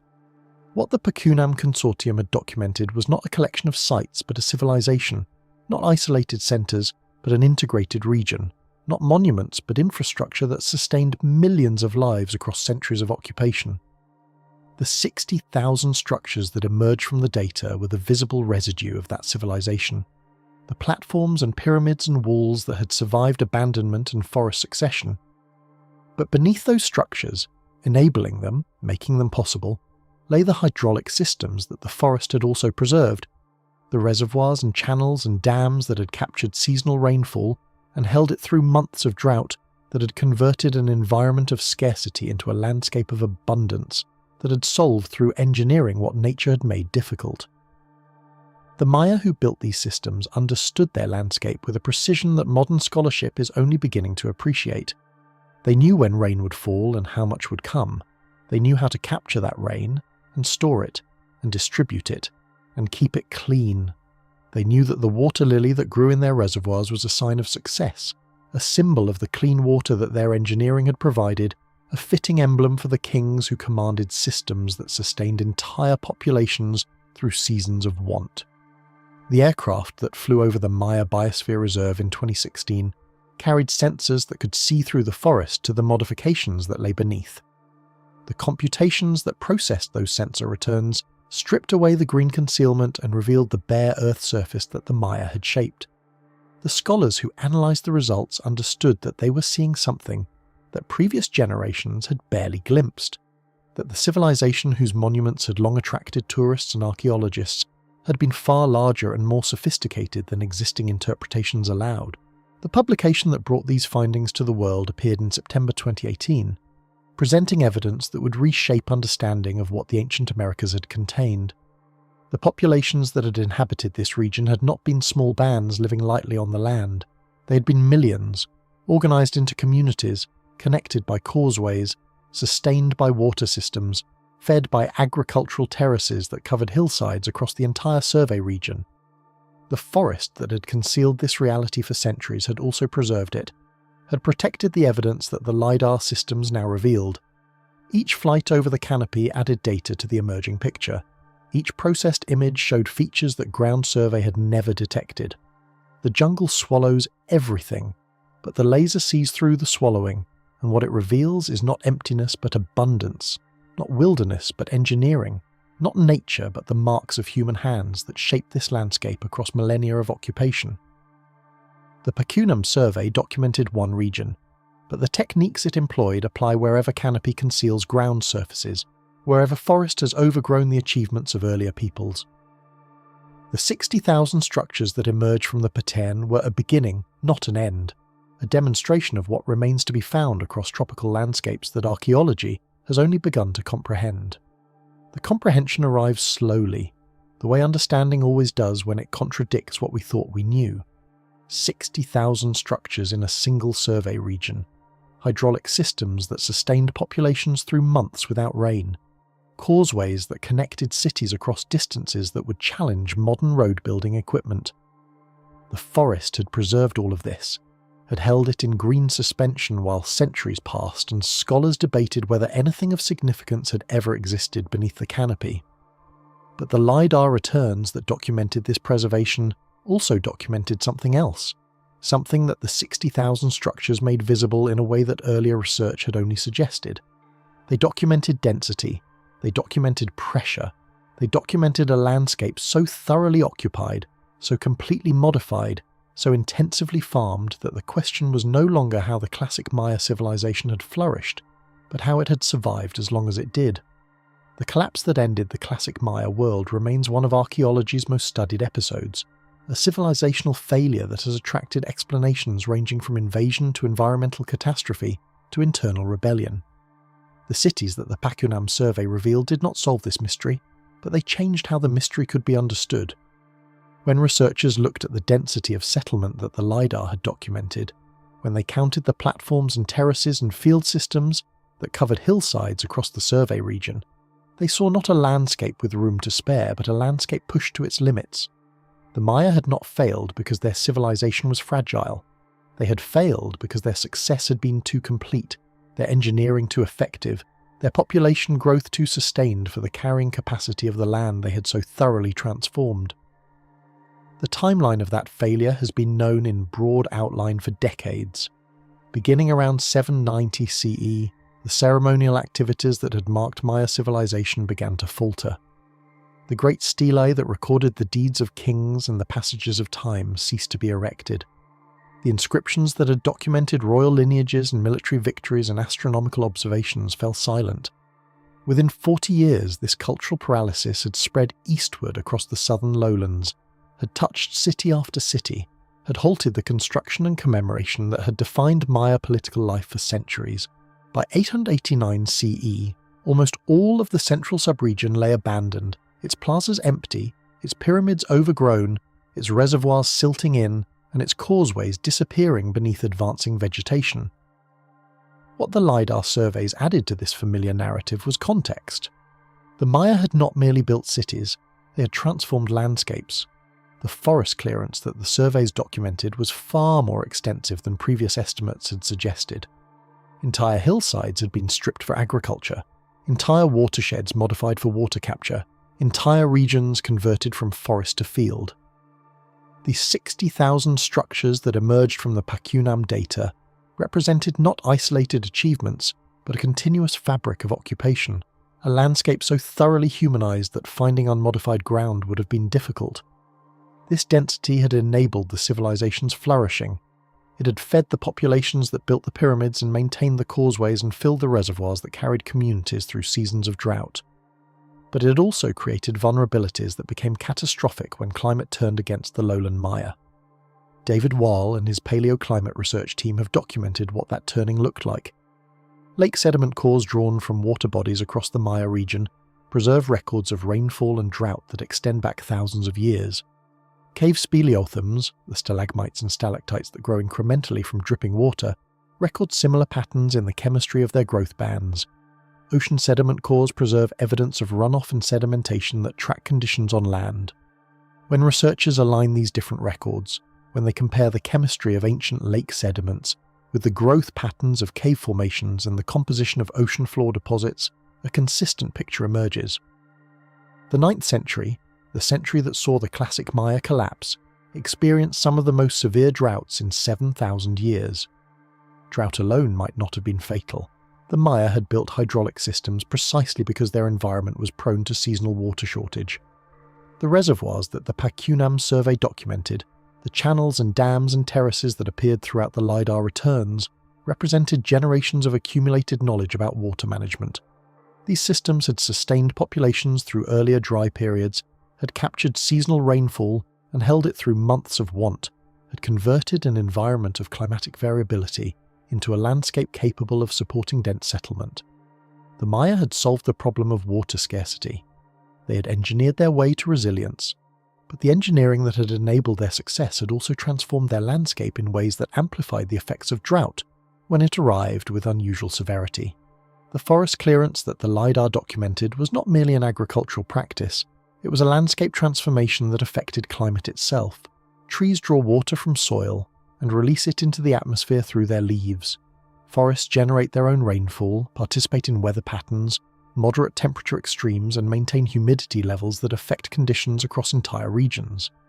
When the Maya cleared forest for agriculture and construction, when they stripped hillsides for the wood that their lime production required, when they converted watersheds from forest to field, they altered the very climate they depended on. The deforestation that enabled their construction may have reduced the rainfall that filled their reservoirs. The landscape modification that supported their populations may have undermined the conditions that made those populations sustainable. The LiDAR returns that documented 60,000 structures also documented the erosion that forest clearance had caused. Hillsides stripped of vegetation had shed their soils into streams and lakes and bajos. Sedimentation had filled the low-lying areas that had once captured water. The feedback loops that connected deforestation to drought to agricultural failure to population decline had operated across the entire region, had touched every city and every field system that the surveys revealed. The collapse was not mysterious when viewed through this lens. It was predictable. It was the consequence of success carried beyond sustainable limits, of engineering that had worked too well for too long, of population growth that had continued until the landscape could no longer support it. The 8th century had already shown signs of strain. Before the ceremonial silence began, before the stelae ceased to be erected and the inscriptions fell silent, the Maya lowlands had experienced an escalation of warfare that reached levels not previously seen. The great rivalry between Tikal and Calakmul had generated alliances and conflicts that destabilized political relationships across the region. Cities that had coexisted for centuries began attacking each other with increasing frequency and ferocity. The defensive walls that appeared in some LiDAR surveys date to this period, the fortifications and ditches that spoke of communities preparing for assault. Political fragmentation preceded environmental collapse, or perhaps accompanied it, or perhaps drove it forward in ways that compounded the effects of drought and deforestation. The LiDAR made the collapse legible in a new way because it showed what had been lost. The 60,000 structures were not abstract statistics, but evidence of lives lived, of families housed, of communities organized and sustained across generations. The causeways that connected cities were not merely roads, but arteries of exchange, paths along which goods and people and ideas had moved for centuries before the movement stopped. The reservoirs that captured rainfall were not merely engineering achievements, but survival systems, the infrastructure that had made dense settlement possible in an environment that would otherwise have limited population growth. When these systems failed, when drought depleted reservoirs faster than rainfall could replenish them, when eroded hillsides shed soil instead of growing crops, when warfare disrupted the trade networks that had distributed food across regions, the collapse was not the failure of a civilization, but the failure of a landscape. The Maya had built their world too thoroughly. They had invested too completely in systems that depended on conditions they could no longer control. And when those conditions changed, when the droughts of the 9th century struck a landscape already pushed to its limits, the civilization that had flourished for centuries ceased to function. The cities were not mysterious. They were overstretched. Yet even as the LiDAR reveals what collapsed, it raises questions about who understood these landscapes before the lasers flew. The surveys that documented ancient Maya hydraulics, that revealed Upano platforms and Acre geoglyphs and Kuikugu garden cities, were conducted by researchers who arrived with instruments and funding and institutional support. They published their findings in academic journals and presented their data at international conferences and described their work as discovery, as revelation, as the uncovering of what had been hidden. But hidden from whom? Unknown to whom? The landscapes that the LiDAR surveyed had never been empty. The forests that concealed ancient structures had also sustained living communities, had provided resources and shelter and meaning to peoples whose ancestors had inhabited these regions for millennia. When archaeologists describe their work as discovering lost cities, they speak accurately about their own knowledge while erasing the knowledge of others. The collaboration between Michael Heckenberger and the Kwikoro people of the Upper Singu offers a different model, a different way of understanding what archaeology can accomplish when it listens before it looks. Heckenberger first travelled to Brazil in 1991, met Chief Afukaka Kwikoro in Rio de Janeiro, and began a partnership that would span 3 decades. When he arrived at the site that would become known as Kuikugu, when he began the excavations that would reveal a complex of 20 towns spread across nearly 8,000 square miles, he did not arrive as a discoverer entering unknown territory. He arrived as a guest, guided by people whose oral histories had preserved knowledge of the ancient settlements that the forest concealed. The Kwikoro guides who worked with Heckenberger shared traditions that pointed to ancient settlements, that described the locations of buried earthworks, that identified features whose presence had been passed down through generations of memory. The archaeological evidence that Heckenberger's excavations would document confirmed what the Kwikoro already knew. The site that his work revealed covers about 45 hectares and includes a central circular plaza, radial roads up to 40 metres wide, and defensive ditches 2 to 3 metres deep and over 10 metres wide.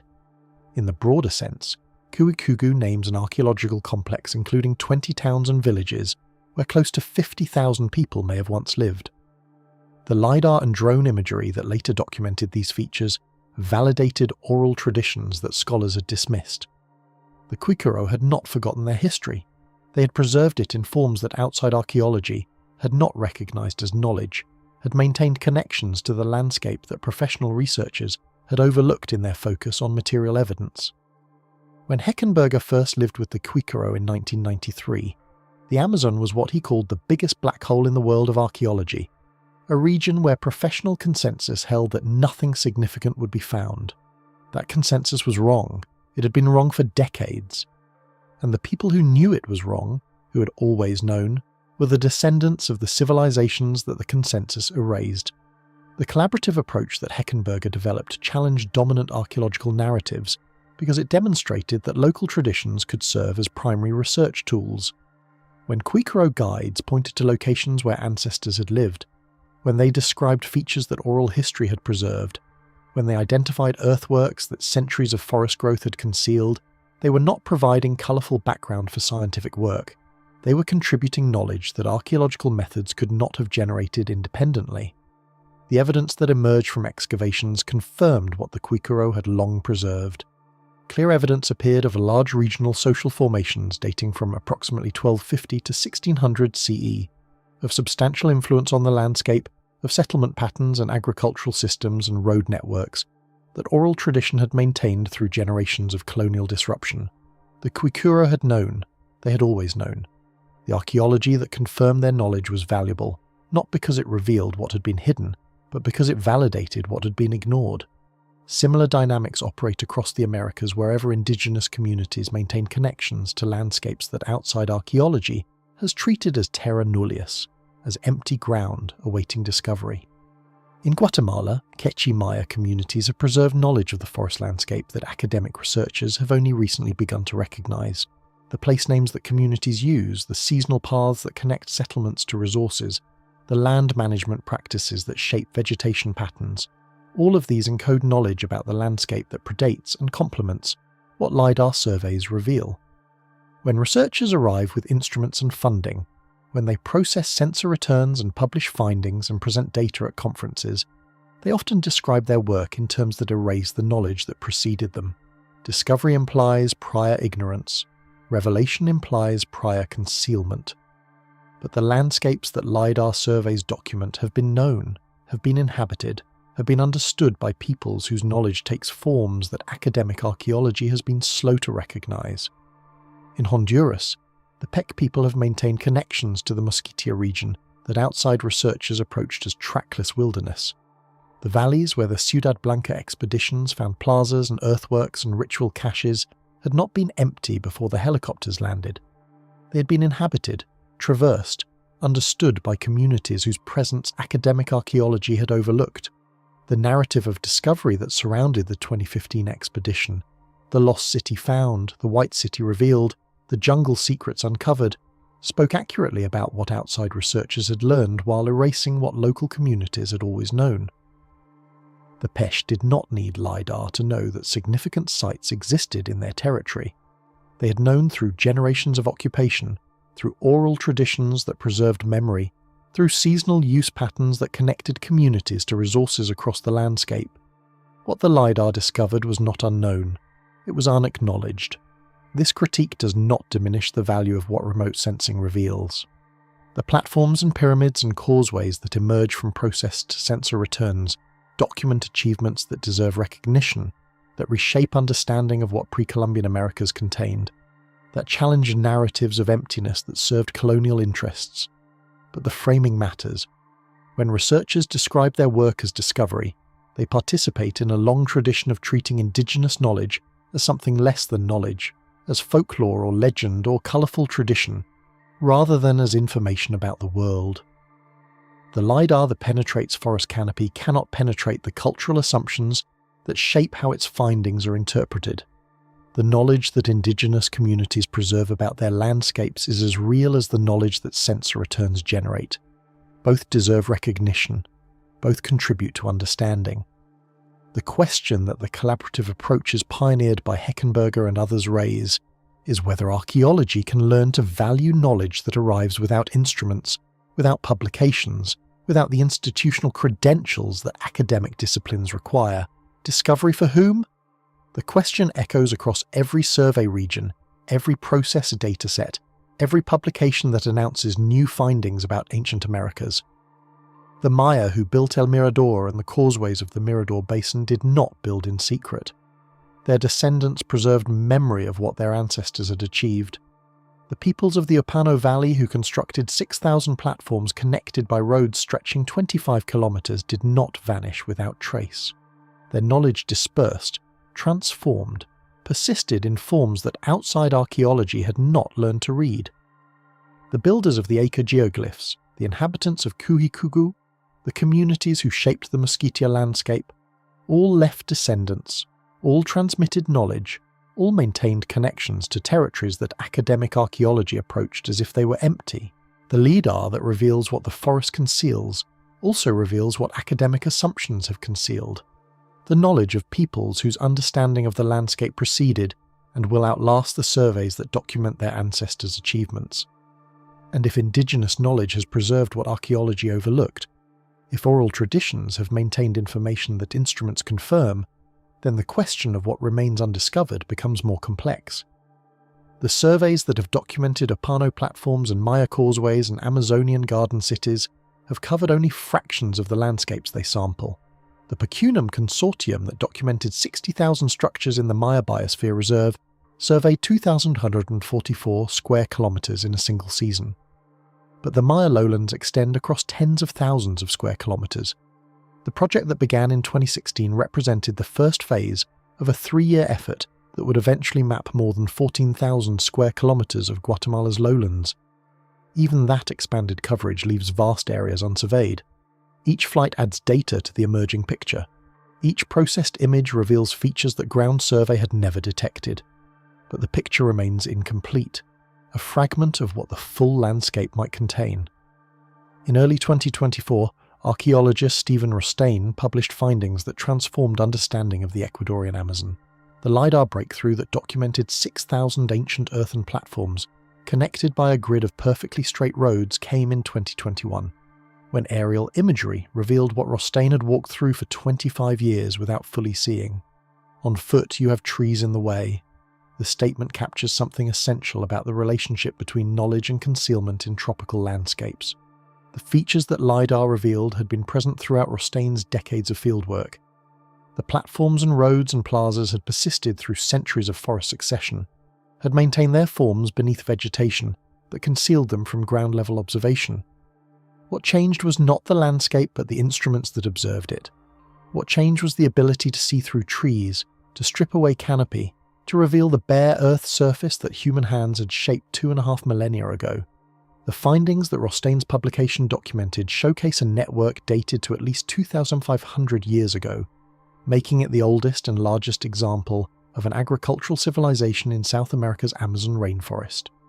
Researchers estimate the Upano cities housed populations in the tens of thousands, if not hundreds of thousands. The extent of landscape modification rivals other ancient civilizations, such as the classic Maya.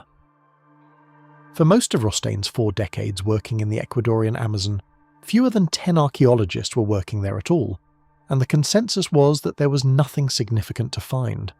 That consensus has collapsed as thoroughly as the civilizations it erased.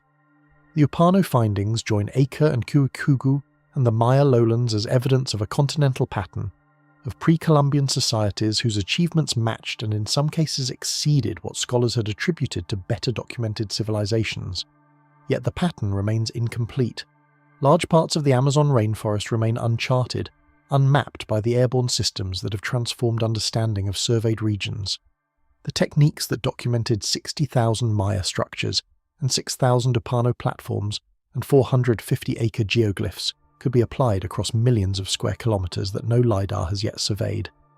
The scale of undocumented cities remains speculative, but the pace of discovery has transformed archaeological understanding from decades of denial to recognition of a continent newly revealed. Each survey expands the known. Each publication challenges assumptions that earlier research had entrenched. Each processed data set adds features to maps that previous generations had left blank. The extrapolations that researchers venture suggest dimensions that remain difficult to comprehend. If the density of settlement documented in surveyed regions extends across the unsurveyed lowlands, if the patterns that LiDAR reveals in Guatemala and Ecuador and Brazil characterize the broader forested tropics, then the ancient Americas contain populations and achievements that no existing estimate has captured. Hundreds of major undocumented urban complexes may still lie beneath canopy that no instrument has penetrated. Thousands of smaller settlements, tens of thousands of agricultural features, networks of roads and causeways and water systems that connected regions across thousands of kilometers, all of this may persist beneath vegetation that has grown over abandoned landscapes, that has concealed evidence through centuries of colonial disruption and scholarly neglect. The continent's deep past is not solved, it is newly opened. The surveys that have revealed what earlier generations denied have also revealed how much remains unknown, how incomplete the picture remains, how preliminary even the most dramatic findings must be understood to be. The next decade of survey may transform understanding as thoroughly as the previous decade has done. The technologies that enable canopy penetration continue to improve. The aircraft that carry LiDAR sensors fly higher and faster and cover more ground with each generation of equipment. The processing that converts raw returns into bare Earth models becomes more sophisticated, more capable of distinguishing ancient modifications from natural formations. The funding that enables large-scale surveys becomes more available as findings demonstrate the value of what remains to be documented. The collaborations between international research teams and national institutions and local communities become more structured, more capable of producing results that respect multiple forms of knowledge about the landscapes being surveyed. What awaits beneath the canopy?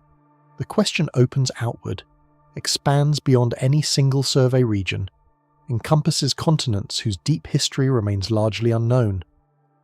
The Maya lowlands have revealed their 60,000 structures and their hydraulic systems and their causeways. The Ecuadorian Amazon has revealed its grid cities and platforms and roads. The Brazilian Amazon has revealed its geoglyphs and garden cities and managed forests. Honduras has revealed its plazas and pyramids and ritual caches. Each revelation raises the probability that similar achievements persist elsewhere, that the patterns documented in surveyed regions extend across territories that remain unmapped. The forest that conceals also preserves. The canopy that blocks observation also protects evidence. The structures that lie beneath vegetation have survived because that vegetation has shielded them from weather and erosion and the alterations that exposure brings. The implications extend beyond archaeology. The conservation policies that protect remaining tropical forests inherit not wilderness, but cultural landscapes, not pristine nature, but environments shaped by human intention across millennia of occupation. The terra preta that enables sustainable agriculture in poor tropical soils represents technology that modern research is only beginning to understand. The water management systems that sustained Maya populations through seasonal drought offer models for regions facing climate variability. The forest management practices that maintained Kuhikuku's garden cities for centuries preserve knowledge that contemporary sustainability efforts might learn to apply. What lies beneath the canopy is not merely historical curiosity, but potentially practical knowledge, technologies and techniques developed across millennia of experimentation that contemporary challenges might benefit from recovering. The LiDAR that sees through leaves reveals a continent that archaeology misread for 500 years. The surveys that document platforms and roads and reservoirs and terraces challenge narratives that served colonial interests, that justified dispossession by denying what the dispossessed had achieved. The indigenous communities that have preserved knowledge of these achievements through centuries of disruption maintain connections that academic archaeology is learning to recognize. The researchers who venture extrapolations about what remains undocumented acknowledge the incompleteness of what current surveys have revealed. The forest holds more than any instrument has yet mapped. The canopy conceals more than any survey has yet penetrated. The continent's deep past opens forward into a future of continuing revelation, of discoveries that will reshape understanding, of knowledge that will emerge from sensors and from communities, and from the patient work of documentation that archaeology requires. The cities that the LiDAR reveals were not lost. They were overlooked. They were denied. They were erased by theories that served interests other than understanding. What the surveys document is not discovery but recognition, not revelation but acknowledgement of what indigenous peoples have maintained, of what the landscape has preserved, of what the forest has protected through centuries of concealment. The next decade will add to this recognition. The next generation of surveys will penetrate canopy that remains uncharted. The next wave of findings will challenge assumptions that current research has not yet overturned.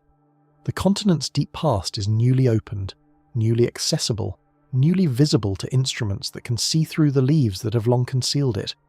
What those instruments will reveal remains unknown. What the communities who inhabit these landscapes already know remains to be heard. The incompleteness of current understanding guarantees that understanding will continue to expand, that surveys will continue to document, that the picture will continue to develop as technology and collaboration and attention reveal what the forest has preserved.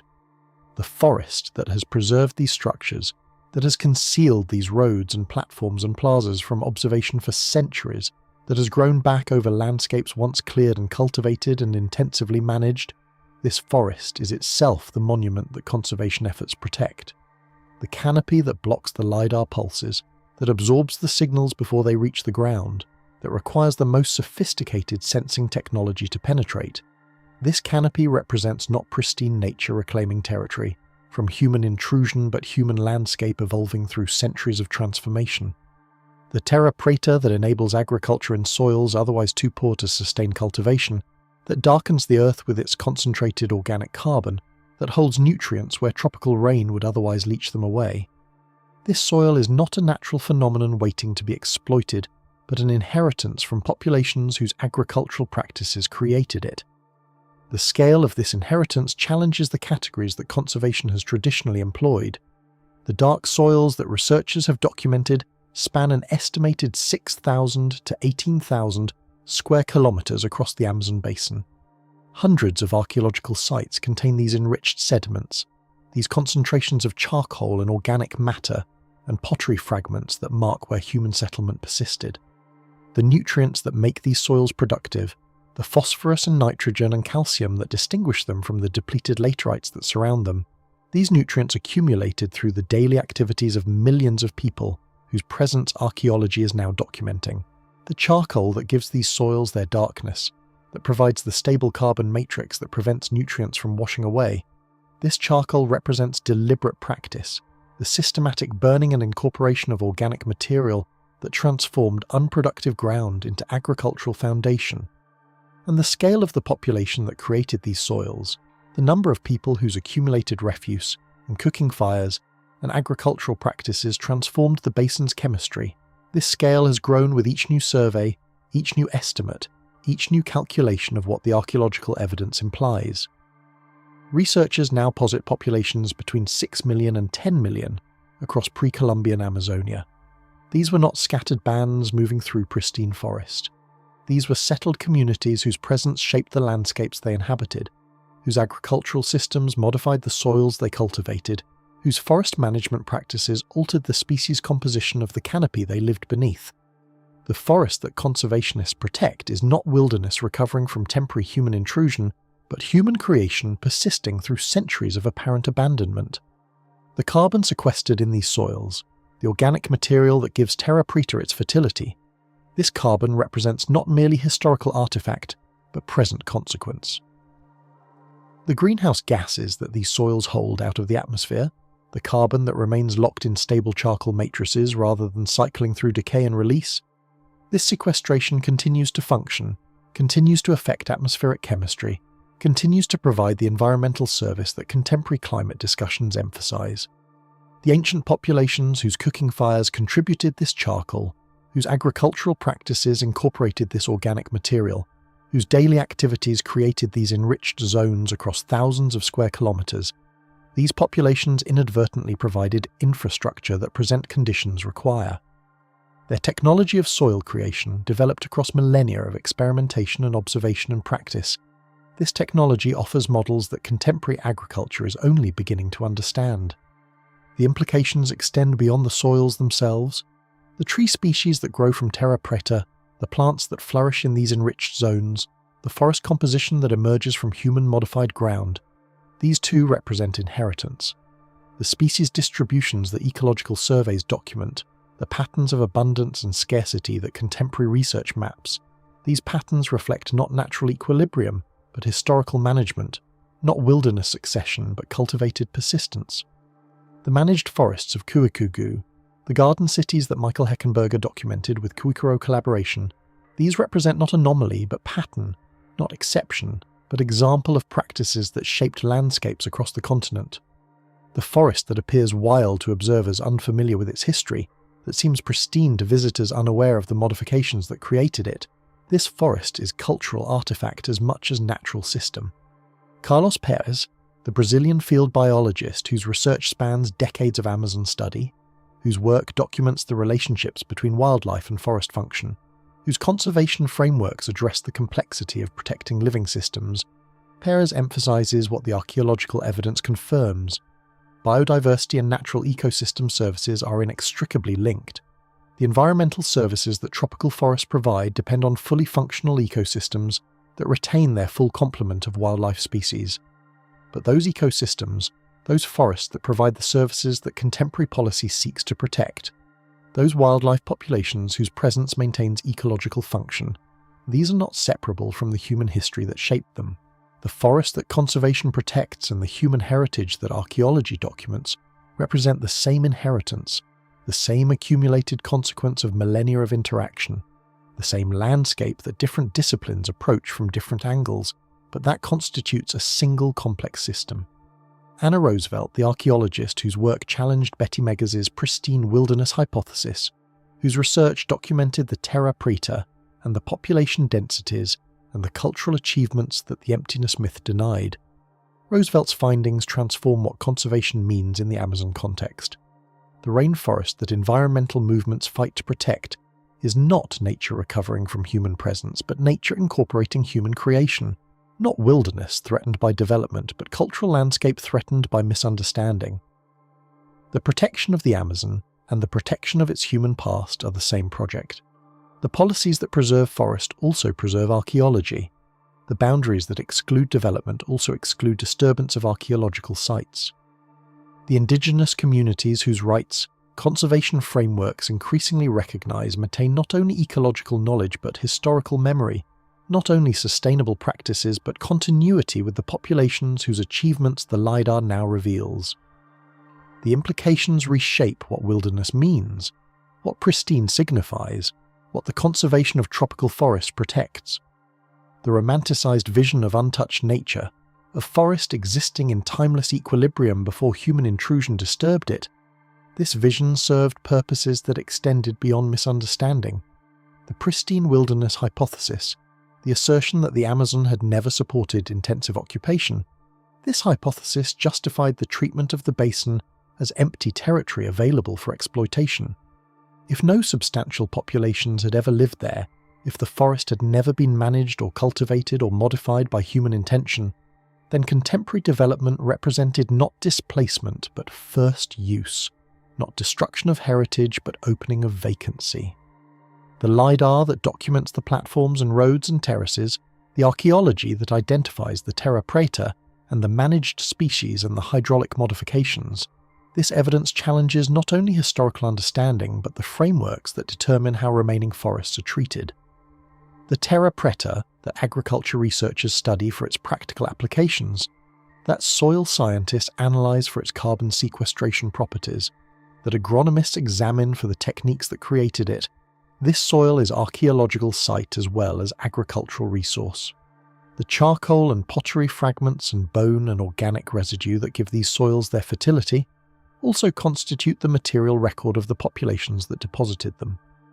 The millions of people whose daily activities created these enriched zones, whose cooking fires contributed the charcoal, whose food waste provided the nutrients, whose pottery broke and incorporated into the earth, these people left their presence in the very chemistry of the ground. The soils that modern research seeks to understand as agricultural technology are simultaneously the graves and refuse heaps and activity areas of communities whose other traces the forest has concealed. And so, the choice that conservation confronts is not whether to protect nature or culture, but how to protect both simultaneously, how to recognize that the forest being preserved is itself the monument that archaeological evidence documents, the platforms that the LiDAR reveals beneath the canopy, the roads that connect settlements across kilometers of apparently undifferentiated vegetation, the geoglyphs that appear when deforestation exposes the ground. These structures exist because the forest has protected them, because the canopy has shielded them from the erosion and exposure that would have degraded them elsewhere. The preservation of the forest and the preservation of the archaeology are functionally identical. The policies that protect one protect the other. The threats that endanger one endanger both. The terra preta that spans thousands of square kilometers, that marks where millions of people lived and farmed and modified the environment across millennia, this soil is both resource and record, both potential and past. The carbon it sequesters contributes to atmospheric regulation. The fertility it provides offers agricultural possibility. The archaeological evidence it contains documents populations whose achievements the pristine wilderness myth denied. Each function matters. Each dimension requires protection. The integration of these considerations into conservation frameworks represents the recognition that the Amazon is not divisible into separate natural and cultural components, but constitutes a single complex system whose protection requires understanding its full history. The rain falls on the canopy as it has fallen for millennia, the water moving through layers of leaves dripping from branch to branch, collecting in the channels that the vegetation creates, reaching the ground through pathways that the forest determines. The sound of this rain, the constant percussion of water on leaves, the deeper drumming where drops strike broader surfaces, the rushing of accumulated flow along the stems of larger trees, this sound has accompanied every phase of the continent's human history. The builders of the Apano platforms heard this rain. The engineers of the Mirador causeways heard this rain. The farmers who created the terra preta heard this rain as they tended their plots, as they incorporated the charcoal that gave the soil its darkness, as they lived the daily lives whose accumulated residue now lies beneath the forest floor. The sound continues. The rain falls on the canopy that has grown back over the abandoned cities, that has concealed the roads and plazas and pyramids from observation, that has protected the evidence of what once existed here. The rivers move below the canopy as they have moved for longer than human memory extends, the water gathering from tributaries, flowing through channels that the landscape determines, carrying the sediment that the rain has loosened from hillsides and terraces and platforms. The waterways that the LiDAR surveys have mapped, the modifications that ancient populations made to river courses and drainage patterns and wetland management. These modifications persist in the landscape even where the populations that created them have disappeared. The hydraulic engineering that sustained the Maya lowlands through seasonal drought, the water management that enabled Kuikugu's garden cities to flourish, the drainage systems that the Opano grid revealed. These systems represent knowledge accumulated across generations, techniques developed through observation and experimentation and practice, solutions to problems that contemporary populations still confront. And in the darkness beneath the canopy, in the ground that the forest covers, the evidence of all this achievement lies preserved. The platforms that the LiDAR has documented, the mounds that the sensors have detected, the structures that the pulses have revealed where visual observation failed, these are not separate from the forest that conceals them, but continuous with it. Part of the same landscape, components of the same system. The cities did not vanish, the roads did not disappear, the achievements did not cease to exist. They were only invisible to eyes that did not know how to look, to instruments that could not see through the leaves, to observers who assumed that what they could not see had never existed. The orthodox understanding that Betty Meggers established, the pristine wilderness hypothesis that dominated Amazon archaeology for decades, this understanding failed not because of limited technology, but because of limited imagination. The assumption that the basin could not have supported substantial populations, that the soils were too poor, the environment too challenging, the diseases too prevalent for civilizations to emerge, this assumption prevented researchers from seeing what the evidence had long suggested. The reports of Gaspar de Carvajal, the observations of early explorers who described populated riverbanks and cultivated landscapes, these observations were dismissed as fantasy, as exaggeration, as the unreliable testimony of witnesses who could not be trusted. The indigenous communities who maintained knowledge of what their ancestors had built, who preserved oral traditions of the cities that existed before contact, who knew what archaeologists refused to consider, these communities were not consulted, not heard, not credited with the knowledge they possessed. What the LiDAR reveals is not discovery but recognition. The platforms that the sensors detect have been present since they were built, waiting beneath the canopy for observation to reach them. The roads that the surveys map have connected settlements since they were constructed, persisting through centuries of apparent abandonment. The achievements that the archaeological evidence documents were never lost, only overlooked, only denied, only erased by theories that served interests other than understanding. The indigenous communities who knew what the forest contained, who maintained connections with the landscapes that their ancestors had shaped, who preserved the knowledge that academic archaeology dismissed, these communities were right. The forest held what they said it held. The continent's past was what they maintained it was. And so the listener drifting towards sleep carries this image forward, carries it through the threshold between waking and rest, carries it into the darkness where consciousness loosens its grip on attention, and the boundaries between what is imagined and what is remembered become uncertain. A continent dreaming under its forest, a landscape that holds the evidence of what it once supported, a canopy that protects what it conceals, a darkness that preserves what the light would expose to deterioration. The rain continues, the rivers move, the forest stands as it has stood through the centuries since the populations that shaped it declined, since the diseases that European contact brought swept through communities that had no resistance, since the survivors scattered and the knowledge that had organized this landscape became fragmentary, became partial, became the incomplete inheritance that contemporary archaeology is now assembling. The terra preta remains, the dark soils that the ancient farmers created, the enriched earth that sustained the populations whose achievements the LiDAR documents. This soil continues to function, continues to hold nutrients, continues to sequester carbon, continues to provide the fertility that contemporary agriculture might learn to replicate. The technology that created it, the practices that maintained it, the knowledge that guided its development, this knowledge is not entirely lost. Fragments persist. Indigenous communities maintain practices that connect to the traditions that created terra preta. Researchers study samples, analyze compositions, attempt to reconstruct the techniques that produce soil of such lasting fertility. The inheritance is partial but real. The knowledge is incomplete but recoverable. The past offers what the future might need.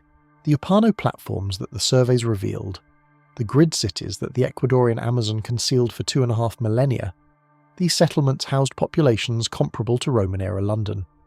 The builders whose identity remains uncertain, the Upano people whose cultural practices archaeologists are only beginning to understand, these people organise space according to geometries that the LiDAR now makes visible. The roads that crossed at right angles rather than following the landscape's contours, the settlements that connected through networks extending across hundreds of square kilometres, the plazas around which structures clustered, the large vessels that held the residue of chicha, the fermented maize drink that accompanied ceremonial occasions. All of this existed, flourished, persisted for centuries before abandonment came, before whatever factors caused the population to decline, before the forest grew back over the earthworks and concealed them from observation. The geoglyphs of Acre that deforestation exposed, the geometric earthworks that cattle ranching revealed as the canopy was cleared, these monuments spanned centuries of construction, from approximately 400 BCE to 950 CE. The symmetry of their forms, the precision of their ditches and banks, the scale of the labour their construction required, all of this speaks to organised effort, to coordinated intention, to societies capable of planning and executing monumental projects. The purpose of these structures remains uncertain. The meanings that their builders assigned to circles and squares and octagons, the functions that these forms served in the ceremonial or cosmological systems of their creators, these meanings are not accessible through the archaeological evidence alone. The monuments persist. The meanings that made them sensible to those who built them do not persist in the same way. But the forest that grew back over these landscapes after the populations declined, the canopy that returned when cultivation ceased, the vegetation that concealed the evidence of what had existed, this forest is not separate from the human history it covers, the species compositions that ecological surveys document, the patterns of abundance that contemporary research maps. These reflect not natural succession but managed persistence, not wilderness recovery but cultural inheritance. The populations that once inhabited these landscapes did not merely occupy them. They shaped them. They modified them. They created the conditions that the forest still reflects. And so the protection of what remains becomes the protection of this full complexity, the recognition that natural and cultural heritage cannot be separated in landscapes where human presence shaped the very ecosystems that appear natural to contemporary observation. The conservation policies that preserve remaining forest also preserve the terra preta that lies beneath it, the platforms that the vegetation covers, the roads that the canopy conceals. The indigenous communities whose rights these policies increasingly recognise maintain not only ecological knowledge, but historical memory, not only sustainable practices but continuity with achievements that the archaeological evidence is now confirming. What they knew, what their oral traditions preserved, what their landscape knowledge encompassed, this knowledge was accurate.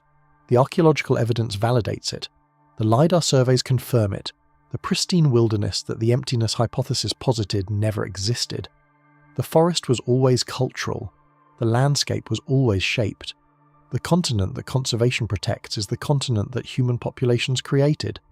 The darkness deepens as sleep approaches.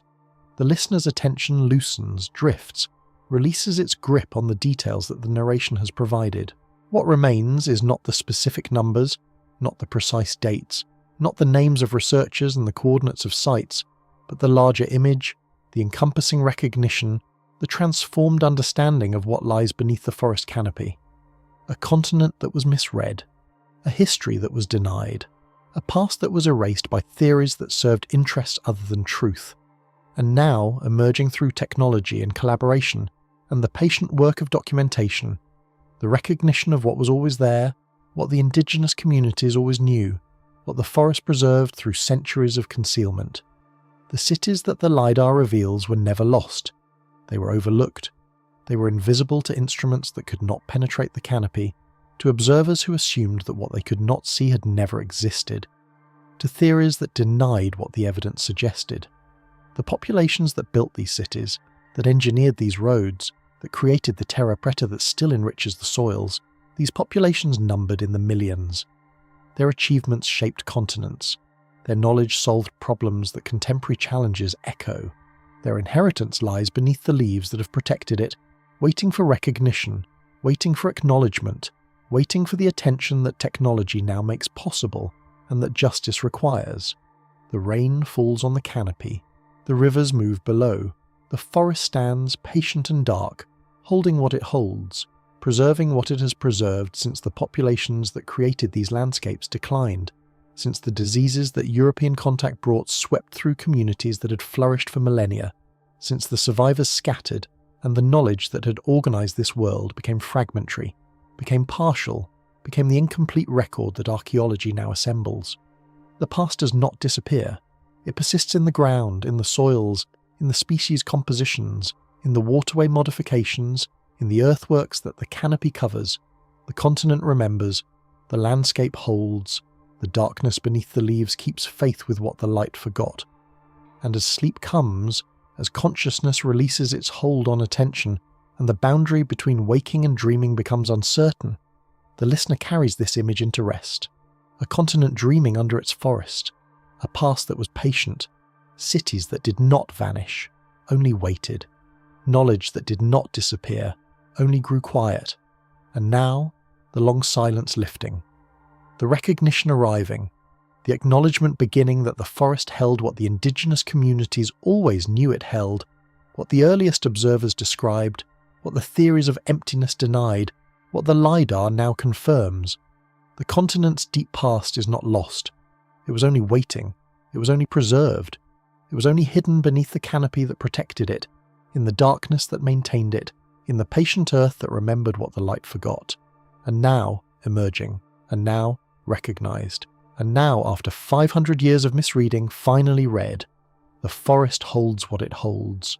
The past persists where it persists. The rain continues. The rivers move. And somewhere beneath the canopy, in the darkness where the ancient platforms lie, where the roads connect settlements that time has silenced, where the terra preta keeps the faith of those who created it, the continent dreams on, remembering itself, waiting still, patient as the roots that grow through the ruins, as the leaves that fall on the plazas, as the darkness that preserves what the light would expose. This is the inheritance. This is what conservation protects. This is what the forest holds, has held, will hold as long as the canopy stands and the rain falls, and the rivers carry the water that has flowed through this landscape since before any of the cities that are now revealed were even imagined. Rest now. The continent dreams, and beneath its forest the past remains.